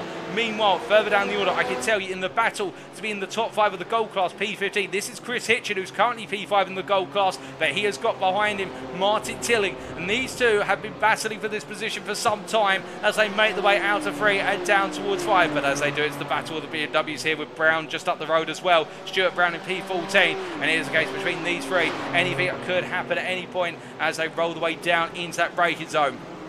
As they come on down into left-hander here, it is the case that both drivers really pushed on as Martin Tilling there takes a bit too much apex and borrows the curb with it. But as we look from them to Jeff Griffiths here, well, he was just past of cameras, we're to understand it, by Matthew Whitefoot. In fact, no, he's not. In fact, it's the case Matthew Whitefoot has had to defend versus Jeff Griffiths, who right now has been bearing his fangs as they make the way up towards turn number 5. And, well, Griffiths at this point, we've seen him waiting, and Whitefoot heading on through. But into that braking zone they go, and as they do, Griffiths also started to get a little bit feisty here, and these little battles are all coming together right at the end, and some of them have some big points in class as well as they head through turn number 6. But no change at the moment. Still waits is Jeff Griffiths, much like his Sam Congreve, and much like his Daniel Thomas. But at any moment it could all come to a crescendo here as they make the way through. We're hearing, unfortunately, Daniel Pace is into the pit lane from P2 in the bronze class, and well, if that's the case, it may be the case he's underfueled the car, which if so, that is going to release Darren Sharples back into P2 in the bronze class right towards the end of this race, and that is unfortunate for Pace, who's really putting in a stellar drive, but that may explain why he was able to come on so strongly with a lack of fuel in the car. But still, he gave it his all, there's no doubt about that. But speaking of giving it their all, it is the case. We look back to Chris Hitchin here, who right now has got Tillin all over his six. They make the way down towards turn number 1, and as they charge in towards the braking zone very shortly here, it is the case that Hitchin holding on. But as they come into that braking zone, it's no way through right now for Wiz Tilling. He has to wait his turn as they roll the way up through. Meanwhile, Sam Cogby has found his way ahead of what is their Gretorix, and it is the case. It is into turn number 5 off camera, but the move was done up the inside. But I can imagine that Gretorix here will be trying to come back very shortly as they make their way down into turn number 8. As they roll the way through here, no way through right now. They lose the rear end a little bit there, and there's the opportunity as they look into the carousel, but he's not close enough to go for it. And as we ride on board here with the Challenger, the Privateer and the 13 machine, it is the case chasing after the number 9 in front as they make the way out of the carousel. Now onto the back straight here, it's a long charge, and as they roll the way through the right-hander, it will be the case that Gretorix will have the draft. He'll have every tool in his disposal now. He'll have all the engine mats available as well. They charge down towards turn number 12. It's going to be Cogby with backs over to the right, and you can hear the Gretorix backing off. They're lifting off the throttle. And I think recognising there's no way through, and with the fact that just in front of him, that is Jacko Taylor, and Taylor is going slowly right now by comparison with the pair of them. As we look to our data, it's the case, loses, oh goodness me, and he's off circuit just in front. Well, Jacko Taylor, we thought something was going wrong, and it all does go wrong, and it's the case, off circuit coming out 13, and the Tiki Simsport driver, who was running comfortably inside the top 10, well, that car does not look happy right now as he gets himself back up to the speed, but I think there might be a bit of excess wear on those tyres, and will it be appealing to the pits, or will he just go on? No, there's damage to the car. He's got to come on in, and that's a disaster for the Tiki Simsport driver right at the close here with 12 minutes to go, and that is a nightmare as they make the way on through in the fact that just losing it at really last stage. That shows you now just how the tyres are wearing down, and particularly whilst the Porsche has been so strong here today, it is the case that our top 12 is made up of Porsches. There's no doubt about that. At the same time, that Porsche has a reputation for being a very tricky car to drive, and when it goes wrong, it goes so horribly wrong, and Jacko Taylor providing us an example of that as he drops down the field of the timing tower there. Meanwhile, we look back to the battle for P2, and Joe Zarkos is still holding on to P2 versus Daniel Thomas. Thomas right behind him. They've cleared a whole plethora of traffic, including Cradley Swash and also Falconer behind him with P28 and P29 respectively. But this battle for P3 wears on as they roll the way on down and around. They make the way through at turn number 9 into 10. They charge, and as they roll the way through the long right-hander of the carousel here, Daniel Thomas continues to be that fly right on the tail of Zarkos. He's just not going away. There's nothing you can do to shake Daniel Thomas. The only thing you can do is try to keep him at bay, and that's what Zarkos has got to do here as they head up towards Canada Corner this time, and as they make the way on in, Thomas doesn't look for the move. He waits, he baits, he waits his turn as they roll their way through 12 and up towards 13 and 14. But you can imagine it, time wearing on down. Thomas will be still doing a bit of fuel saving here. He'll want to give himself all the fuel he needs so he can absolutely max out with the car on the last couple of laps as they make the way into the final corner. Once again, 10 minutes to go by the time they get to the timing line, and meanwhile Jonathan Hitchin up front. Well, we haven't seen too much of him on camera recently. He's 8 seconds clear of this and just cruising to the finish, it would seem. But right now Daniel Thomas on a charge, but as they make the way on through, it is the case. We do see to Martin Tillin here, who right now chasing after Chris Hitchin and trying to get that little bit closer as they make the way on through up the right hander. But the thing for Tillin right now is he's been stuck behind Hitchin for such a long time. He's not able to find a way through right now, and they've also got Stuart Brown in front, who is gradually falling back to the pair of them here in what is effectively now a battle for P4 in the gold class. And it'll be interesting to see if Brown fully falls back into this, or whether he's able to stay clear of it just long enough as they roll the way on through turns 13 and 14. But I think there Tilly is starting to size up his rival. They're all in the BMW M4, of course, so it really does come down to how they set the car up and also driver ability as they make the way up towards turn number 1. But as they do right now, Tilly definitely staying close, but as they make the way across that timeline here onto what for them is lap 39. In this case, he's as close as he's ever going to be. He's going to peel on out here. Will Hitchin defend? Hitchin's on the outside, but Hitchin out breaks Tillin into the corner here. Has he got a bit deep? No, he hooks it up just about, and look at the speed that Hitchin's able to take through turn number 1. And Tillin there, whilst he's got the speed on the straight to close up, he's just not got the brakes by comparison or the confidence of the car to take that tight line. As we hear that Matthew Morris has had to jump to the pits, which is very unfortunate. That will put him a long way down the order for Matthew Morris. But meanwhile, we stay here focusing on the battle for what is the final spot in the top 14. And as they make the way on down, we in fact look a little bit further up the field to Joe Zarkos here, who is continuing to hold off Daniel Thomas as they make the way down towards turn number 12. And surely Thomas has got to be thinking about it right now, given the fact he's been there so long. He's been absolutely showing the patience of a giant as they roll the way through turn 12 and up towards 14, but no way through at the moment for Thomas as they head on around. But as they roll the way up towards turn number 14, it is the case here that Zarkos trying to hold on just a little bit longer. Meanwhile, in the battle for what is P4 here, it's the two teammates from Effect Esports and Dominic Roberts ahead of Paul Busby. And well, the question will be, will they battle one another? Will team orders come into play, or will it be the case that they'll just simply do a swap? We'll have to wait and see. And when we say team orders, of course, the order to hold position here. And well, as they make the way down the straightaway here, past a number of drivers who are a lap down, it's the case they're being given the racing line. As we're in, the Daniel Pays has had an instant on circuit, had to jump to the pits. His day's only going from good to bad to worse. But meanwhile, we can see the Falcon peeling over to the side and get back into the formation here. And I think it is the case that Paul Busby's not going to be too happy about this. He'd like to follow his teammates on through. I think now he'll be given plenty of opportunity to outtrack the Mercedes all the way down towards turn number 5. As you see behind there, that is Ryan Moles. And I think he's trying to be cheeky here as the BWT Motorsport driver. He's actually battling for position versus Falconer as they make the way down. They're battling for gold class position of P10 as they head into the braking zone. And as they roll the way into left-hander here, well, Moles is caught behind his rival. And in the end, it is the case that Busby's able to get on through. But at the same time, Moles right now not able to be cheeky and sneak it around and pretend to be a lead lap car here as the Audi R8 driver's got to find another way through in these closing stages. But as he rolls his way on down through turn 7 and in towards 8, just waiting behind his rival into left-hander now of 8. It is the case. It's not looking as though it's going to materialise at the moment, and well, Falcon is looking stronger when he gets on the power.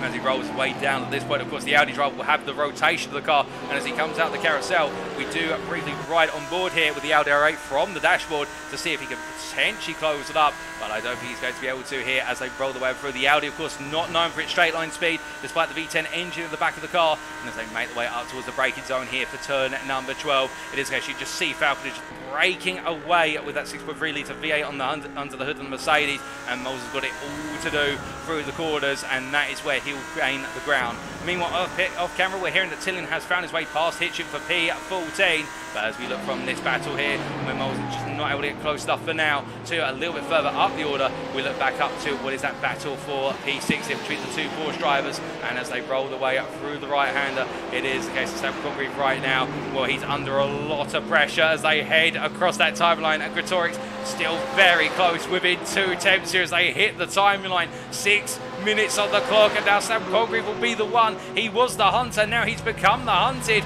as they make the way down. You can see Gretorix literally pinning him in terms of the outside line, staying right there, but as they roll the way through the right-hander, it is the case that I think Gretorix will be waiting until the very last lap. Meanwhile, in the battle for P2, here come your 2 belligerents of Joe Zarkos ahead of Daniel Thomas, and Thomas is still right there with him as they make the way into turn number 5, and no change again between these two. They stay as they were as they roll the way on out, and it is the case, I think, for Zarkos right now. He's just having to hold on corner after corner, and Daniel Thomas in return, I think at this point, a little bit perhaps unnerved by the connectivity issues that we see for Zarkos, but at the same time, I think also teeing it up for the final couple of laps, knowing that it's such a dead heat in terms of the pace between them. But as they roll the way through, we do look from them to leader of the silver class here, David Lurson, who right now is chasing after P18 driver John Eddowes, with Lurson in P19. But to be fair to Lurson, at this point he is 11.5 seconds clear that P2 driver in the silver class, and Jeff Griffiths is in P21, and I think the 306 driver at this point can run this one home all the way to the finish. But as he makes his way on down, it is the case heading into turn number 3. At this point, it's all looking in the bag for the silver driver as he rolls his way out of the corner and onwards. There's not too many more laps to go, and it's all looking comfortable. But as he heads down towards turn number 5, it is the case that Jeff Griffiths, he managed to get past Matthew Whitefoot, and Whitefoot now 2.5 seconds behind him in P3 of the Silver Class, P22 overall, or the 104 driver at this point. I think, whilst it may not be on course for a win right now, he'll be happy about his debut score because he's definitely shown leading pace. And in the end, I think it's just on the strategy where he's been caught out today. But as he heads on down towards turn 5, we're not called it just yet. Of course, anything can happen. And speaking of anything that can happen, here it comes, Zarkos versus Thomas. Thomas on the inside here, up the inside into turn number 1. And as they roll the way through, it's the BWT drivers now ahead of the privateer. But Zarkos is coming on back as they make the way down towards turn number 3. But into the braking zone they go, no change this time. And as they roll the way through the right-hander here, Thomas now looks to get the exit. The Welshman nails the exit of the corner, but so does Zarkos. But now the thing is, they've got the draft in the run down towards turn number 5. But I don't think Zarkos is close enough to capitalise here as he gradually gains. He gets closer. 2 tenths is the distance, down 1.5 tenths. They head towards the braking zone here, but Daniel Thomas has sealed the P2 for the time being until the next long straightaway. As we see Thomas almost goes too wide, then heads to the grass at turn number 5, but he just about keeps it on circuit as they roll the way through turn number 6. And as they do, I think Daniel Thomas at this point literally tries to squeeze every last drop out of that Porsche 911. You can imagine he has been waiting for so long to make the move, and as he makes his way down into turn number 9 right now, into turn number 8 and then 9 very shortly, it is the case the number 60 driver, well, I think he felt as though he was on course for a P4 here today, but the way things have gone, he's gone for the P2 and he's got it in his hands right now. Now can he keep hold of it with 3 minutes left on the clock as he makes his way up towards turn 11 into the kick? Meanwhile, as they roll the way through, it is the case that still Sam Congreve is being pursued by Kratorix as they make the way through the carousel themselves, but the gap has opened up a little bit. As they roll the way down towards turn number 11, no change at the moment. Further down the order, it is the case we have Martin Tilling here as he makes his way up the hill. Wait for it, there he is. He is chasing after Stuart Brown, and Tilling is on a charge right now as he makes his way on down the round. He took a whole second out of Stuart Brown on the previous lap here, and he wants that P4 class. Sam Sherwood in P3 in the gold class is about 8 seconds up the road, but there's no reason why Tilling can't be just outside the podium here as they make the way up through turn number 8 and up towards 9. He's inching closer and closer as they roll the way through, and as they head down onto what will be the long run to Canada Corner. It is the case here that Tilling, well, he's not going to get the run initially, but now this is where he'll start to pick up the draft, but he is just 5.5 tenths off, and well, that is going to be a bit far back here if he wants to try and make the move into turn number 12. I think he's going to have to set the move up instead for later on in the lap, or on to the next lap here, as the race leader, Jonathan Hitchin, has got on to lap 43, and we believe there will be a 44th lap here today at what is the Road America circuit. We've still got time, given the fact he's already completed a quarter of the lap, but as they roll the way on through, it is the case that we do look from them to what is Cy Anthony here, who is closing little by little versus Alex Hill. And well, as Cy Anthony makes his way into the braking zone here for turn number 1, the 27 driver getting closer to Hill. They may not be in the same class, but to be fair, they're battling to be inside the overall top 10 here, and that's a bit of pride in itself as they roll the way through the right-hander and down towards turn number 5. We're hitting, oh my goodness, and Chris Hitchens into the pit lane from what I'm hearing, so he's going to drop down the order. So Hitchin has not got the fuel to go to the end, and surely we're not going to see some drivers fall foul of a lack of fuel right at the end. Meanwhile, in the rear view picture, that is not a mistake. That's Ryan Moles who makes his way on past. Well, I thought that he was battling with Patrick Falconer. The two cars looking the same. Not to be, my apologies. And David Lewison is into the pits from the lead of the silver class. He didn't have fuel to go to the end, and he's going to be cost the silver lead with Jeff Griffiths coming on through. And he's into the pits as well. They've got short fuel, and Matthew Whitefoot comes on through to take the lead of the silver class with what effectively is 2 laps to go. Well, it's late drama here in the silver class at Road Atlanta, and as they make the way on through, it's the case it's not over yet in the fact that we have now Cy Anthony bearing down on Alex Hill still, and also on top of that we've got Sam Congreve still trying to hold up Austin Kratorix as they make the way on through, but it's all topsy-turvy right at the end as they roll the way on around. Meanwhile, race leader Jonathan Hitchin has gone on to a final lap. He's gone to a 44th tour of the circuit in race conditions, and as they make the way down towards turn number 12 at this point, well, I think a lot of our drivers will be blaming Jonathan Hitchin for making the race go an extra lap compared to what they predicted perhaps, but it is the case when Hitchin's been just released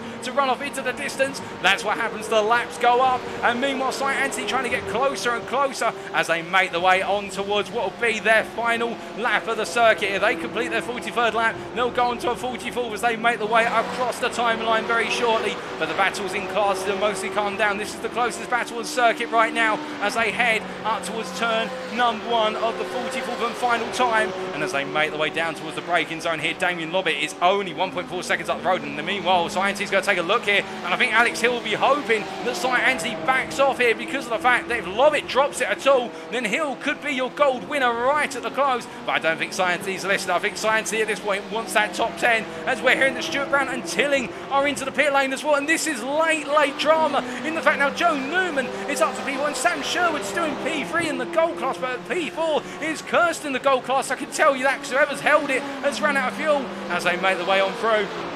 As they continue on down here, Science not close enough to make that pass right now and stuck behind Hill for the measure of it's turn number 5. Ahead on there, we do see Lobbit making his way past Baxter. Baxter being a lap down by relative comparison. And as they make the way through turn number 6 here, Baxter staying well out the way as Hill having to hold on here as they roll their way through turn number 7 and down towards 8. And Hill having to go defensive into the corner. Well, I think it's going to be the case that Science is going to try and go all the way around the outside, but he can't do it right now.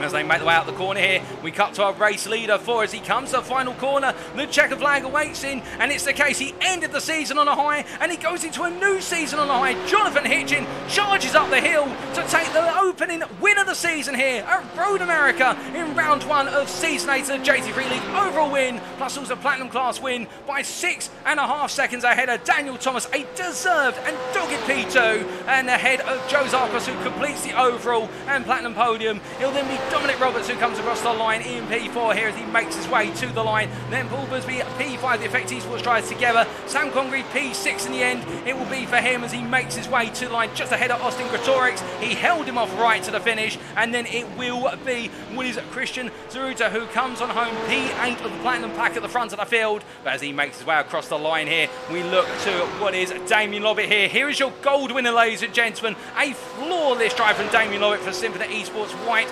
Anthony in crosses the line P10. He managed to get past Alex Hill right at the end. Alex Hill P11, Sam Sherwood P12, and it will be a gold podium of Lobbit, Hill and Sherwood as they cross the line. And you can see Sherwood coming on through right now, and as he makes his way across that timeline, we then have to wait for Joe Newman. He's a little way back as he makes his way on up and over the ridge, but as he charges on over here, it is the case. We then have Jacko Taylor coming across the line, and he will be P14 for Jacko Taylor. What could have been right up there in the top 10 wasn't to be in the end, and then it will be John Eddowes who comes across the line P15 very shortly as he makes his way out to that final corner and to the line. But as he rolls his way on through, it is the case here that Nathan Foster making his way across that line, and well, it'll be one of the cases that John Eddowes as well. P15 for him, Nathan Foster P16, Chris Hitchin will then come through in P17. We've still got more to come here, ladies and gents, but it's a long run to that finish line, so a little bit of patience if you will, because we've got some big crowns to put on heads right now as the Callum Regarton P18 in the end,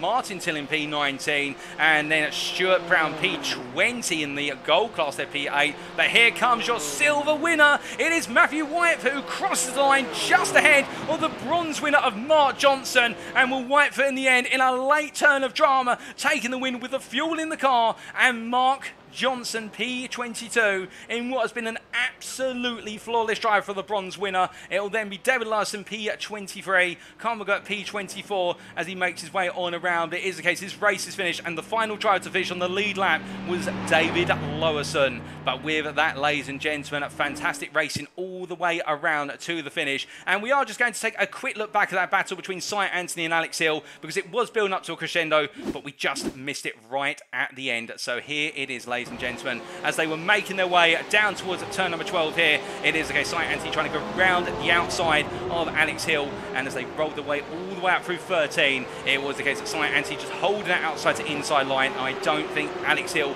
had a response in the end other than to let it go. I think the tyres were going on Alex Hill's car, but to be fair, Cy Anthony committed it to the through and getting it done right at the checkered flag, and that was how P10 was made for Cy Anthony. But as we look back to the scenic cameras, it is the case, ladies and gentlemen. Let's now take you through those race results subject to stewards' inquiries.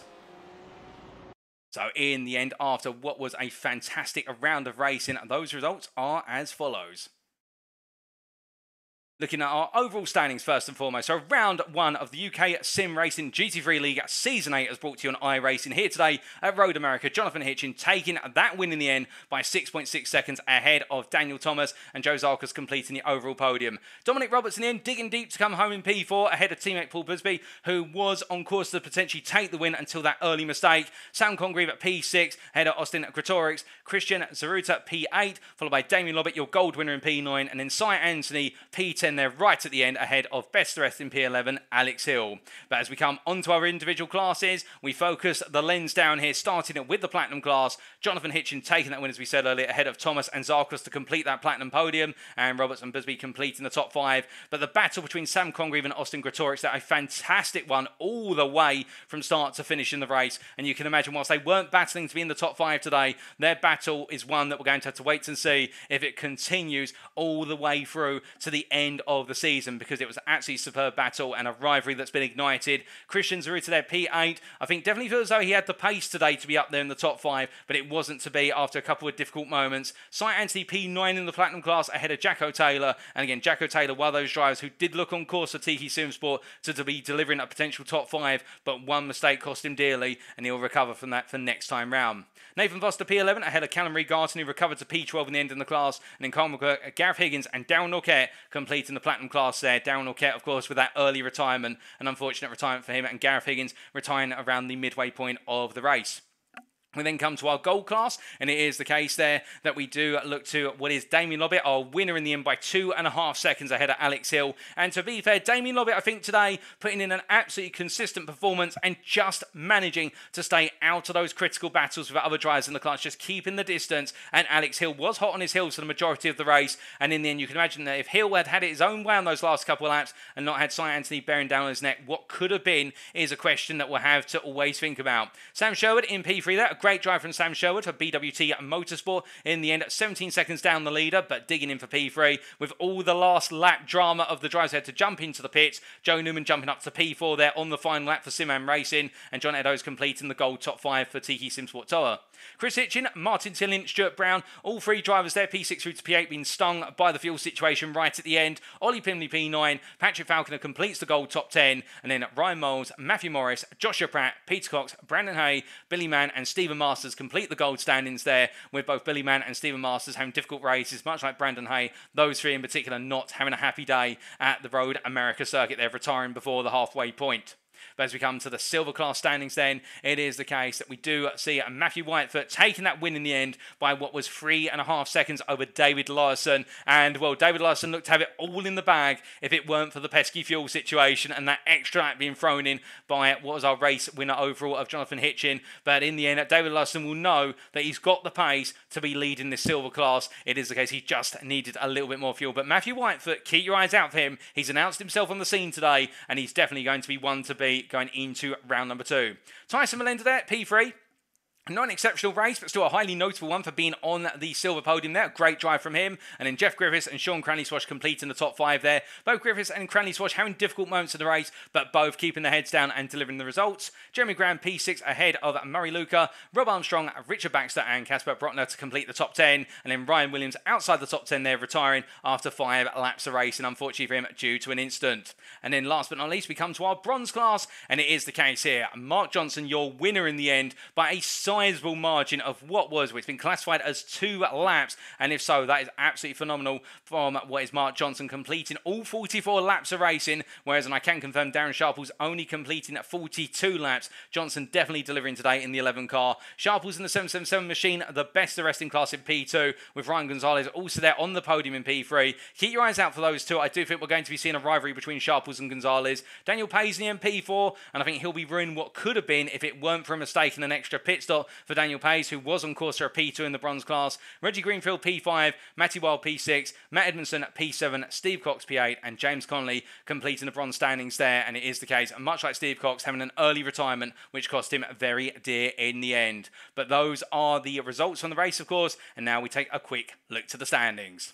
Well, we start off our Drivers' Championship standings, and it is with the Platinum class standings. And, well, we can see here, it's an echo of the results from today. But Jonathan Hitchin taking that early lead in the Platinum class for Symphony Esports White. And the big question will be, can anybody take the candle to him and keep the pressure on him? Well, you'd like to think that Joe Zarkos and also Paul Busby were both in contention to be the winners today. And Zarkos in the end making a mistake that dropped him back to Daniel Thomas. But then again, let's not rule out P2 driver Daniel Thomas, who, whilst he may not have had the one lap pace, definitely delivered over the course of the race in terms of strategy and consistency. And we can see the rivalries there of Sam Congreve and Austin Kratorix, and also Cy Anthony versus Sarutsa. They will be building up over the course of the remainder of the season. But we've also got a number of drivers there not in attendance today, including Richard Yep, also Oliver Fennell, and also Max Furtwängler. And we can see James Fox, James Acklam, Gareth Higgins, and Darryl Norquette. Well, they both had a difficult day. We've got a number of drivers who've yet to make their announcement on the scene. And as we look across the gold class standings there, it is the case that Damien Lobbett taking that early lead in the championship. But you can imagine that Alex Hill will definitely, or Xander Hill as he likes to be known, will be right after him. And Sam Sherwood there, a good P3 for him today. Keep your eyes out for him. As we look down the order there, it is the case that Ryan Molstay having a difficult day in the Audi in P11, but I think he'll be looking to bounce back next time in a bit of a unicorn car, given he is one of the lone Audis in this season. But you can imagine at certain circuits that Audi may be the tonic he needs to be able to deliver a major result. But we also had a couple of drivers not in attendance today, including Mark Collicott. We also saw there John Watt and Joel Amos not being in attendance, so we'll hopefully see them in round number 2. And as we look to the silver class here, Matthew Whitefoot taking that early lead, but the silver class definitely, much like the gold class, full of battles and drivers on close pace. And you can imagine out Whitefoot, Lyson, Valenda, Griffiths, Cranley, Swash, and also the likes of Armstrong and Williams there. They'll all be trying to get in there. And also Casper Bruckner, it's the case it didn't work out for him over the course of the race distance, but he definitely had top 5 pace. But we also had a couple of drivers not in attendance today, including what was there Chris Eddersford, Colin Owens, and also Aaron James. So we'll wait to see them. And also Paul Davey, let's not forget him. We'll wait to see them in a future round. And as we come to our bronze class, it is the case there. Mark Johnson taking that early initiative and, well, looking to be in a world of his own. I wonder if he might get promoted after the opening couple of rounds, but we'll have to wait and see there. And Daniel Pay's the one to watch next time. He's in P4 currently, but I think he knows that he could be in contention for P2 next time out. And we also had a couple of bronze drivers not in attendance today, including Thomas Barczyk. Also, what was there? Pardon me, Sean Clark, and also we can see there Ashley Coverdale and also Andrew Murray, and we look forward to seeing them in a week's time potentially. But the big question now is, what about the team standings? Well, we do have 12 teams participating in this series currently, and it is the case that after round number 1, Symphony Esports White taking an early lead of what is their 23 points over BWT Motorsport, and Symphony Esports White definitely delivering a strong one today. But you can imagine BWT Motorsport will be looking to try and make an early breakaway from Tiki Simsport and Tiki Simsport Toa there to really be the major contender for that championship lead. Effect Esports P5 on 26 points. They will know that today they should really be the name that's in P2 there, but losing out, but they could deliver next time out. There's no doubt about that. Simman Racing in P6, just ahead of Symphony Esports Black. Bit of a rivalry building between them. And then it is the case that UK Sim Racing Pink on 14 points. A little bit off of the top 7, but they're only 2 points clear at DCW Racing with Symphony Esports Gold, BRM Racing, and UK Sim Racing completing the team standings after round number 1. But with all of our standings covered, ladies and gentlemen, it is the case. It is now time for us to wrap up. Thank you very much for watching, and if you do want to know more about the UK sim racing community, then why not check us out at our official links, which include, of course, our website at uksimracing.co.uk. Alternatively, if you don't fancy going to our official website, you can always go to our Twitter for all the latest updates and information, and that is twitter.com/UKsimracing_. Also, a big thank you to our affiliates, which include Swelio Ameda Sim Racing Coaching, and it is the case that if you're looking to up your game in iRacing with specialist coaching, then Swelio Ameda is your man. And it is your case there. You can see his YouTube link on screen if you want to know more information about his coaching service. It was also the case there. We do have Race Anywhere, their website being raceanywhere.co.uk, and Race Anywhere, of course, being the provider of curated sim racing equipment, aiming to only stock products that represent excellent value for the sim racing community. And also Demon Tweaks, the provider of the most complete and innovative motorsport product range available worldwide. So no matter what your level of discipline, Demon Tweaks could help drive you to realize your motorsport ambitions. Their website being demon-tweaks.co.uk. drivingtweaks.com. And it's the case, if you go to our official website and make any purchases through our affiliate links, you'll get a discount, and we will also get a kickback at UK Sim Racing with regards to your purchase, which we will use to fund future series, and that funding goes into current series as well, such as the GT3 League Season 8, and all the more the merrier, of course, because we can offer those prizes and continue to keep the ball on right as UK Sim Racing grows month after month, year after year. But it is the case now, ladies and gentlemen, in terms of growing, the impatience of our drivers must be growing right now, because it is the case they have to wait a week before they head to Japan for Twin Ring Motegi, a circuit that's not common on the calendars, but it will be on our calendar for round number 2. And whilst the racing will happen on Sunday the 25th of September, we'll bring it all to you as if it were live as a post-round broadcast on Monday the 26th of September. Will it be the case that our winners in round number 1 will continue the trend, or will we see a mix-up in the field? Only time will tell. But until then, we have been UK Sim Racing. I've been your host, Paul TX141 Walsh, also known as Britain a Spit. And until next time, remember to stay safe, stay well, stay smiling, but most importantly, remember to stay on track. Good night.